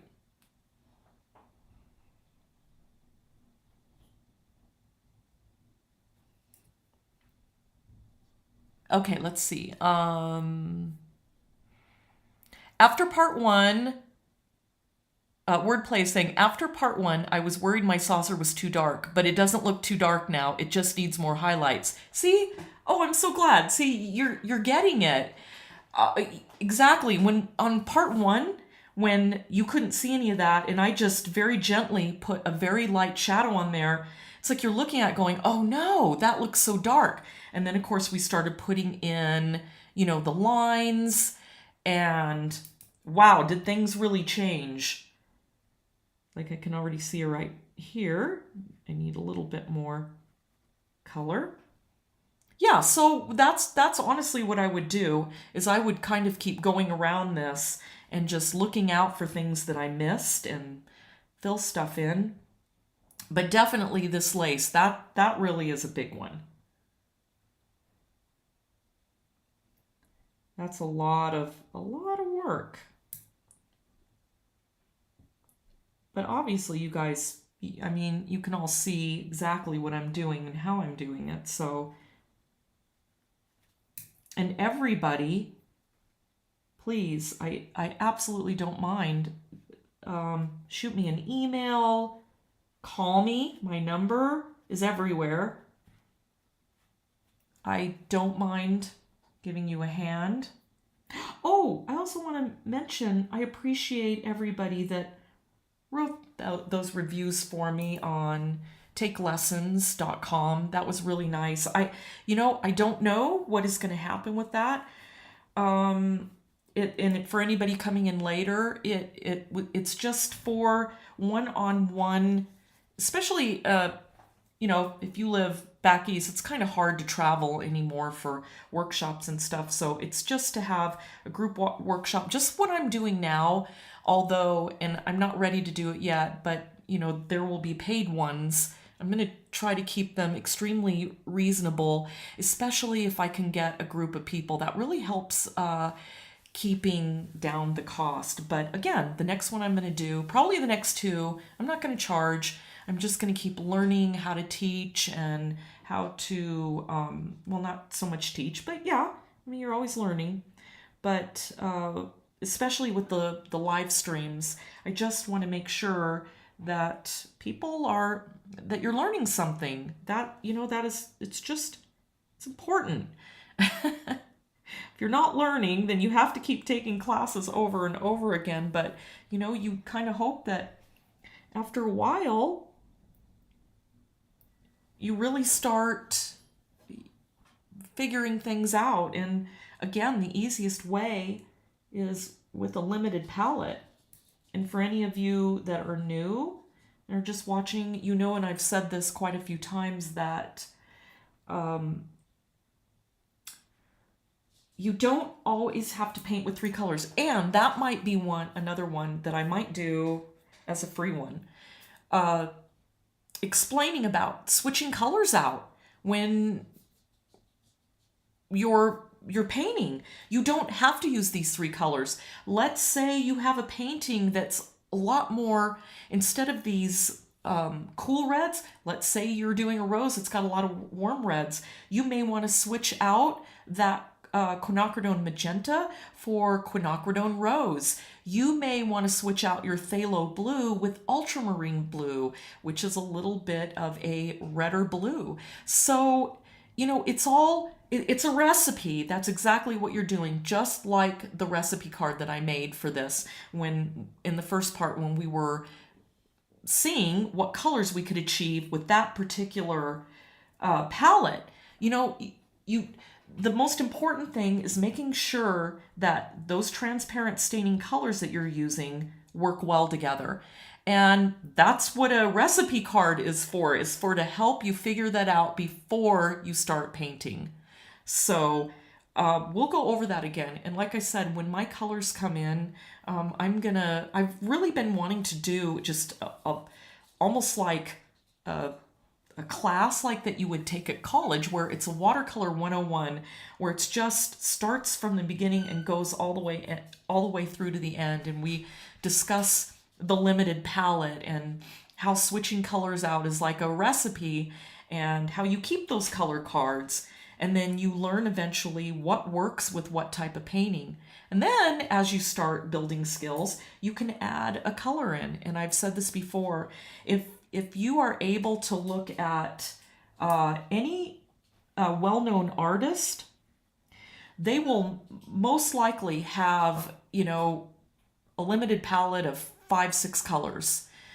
Very rarely will you see artists painting with just tons of colors. Over the years, you learn to pare your colors down, because it's very hard to create harmony with all those colors. So yeah, let's see. So Wendy again saying, yeah, that makes a difference. Thank you. Okay. Oh, wait, we already went over that. Okay. I thought maybe there was just, I thought somebody else had posted something, but yeah. So anyhow, I think how long have we been painting? Since 9, 10, 11, 12, 1. So getting close to 4 hours. So I think what I'm going to do is I'm going to end the stream, and I'm going to end it on this note, that I will take pictures and I will finish up the lace. But even if I didn't, I really think that this was a pretty successful painting. I am so happy that I put and concentrated on the cup and the saucer. It's just absolutely beautiful. And again, probably what I'm going to go do is just fix that right there. Honestly, for me, I think it looks fine, but I would have redone it. Had I have had I have been at that part, I would have said, forget it. I'm going to redo that. And I most likely would have started with that area first so that I got it right, because there's a lot of subtle things going in there. But all in all, I don't think it's too bad. I'm really happy with it. And again, I'm going to keep posting all week. I'll post little updates so everybody can see how that lace really, really turns out. And wordplay. Thank you so much for sharing your expertise. This was great. Oh, you're welcome. Again, this will go up. And once it's up, just like I did on part 1 and part 2, I'll try to cut out the first part where I was just trying to get things up and running. I'll try to get that all cut out so everybody can see that. And yeah. So thank you. Thanks everyone for joining. And again, if you have questions or you want to post the painting, you can do so on my website, and at the very bottom of there is that discuss, just in case you don't want a million people seeing it. If you don't mind who sees the painting, it's much easier, I think, now that I'm actually using that discuss, I think it's much easier to post it on the Facebook group. And that's a private group, so you shouldn't have to worry about everybody and their mother's brother seeing it. So I'm going to go ahead and switch back to the front. Hello, everybody. Okay. So again, just keep posting. I'm going to keep up with it, and I'll keep helping you through it.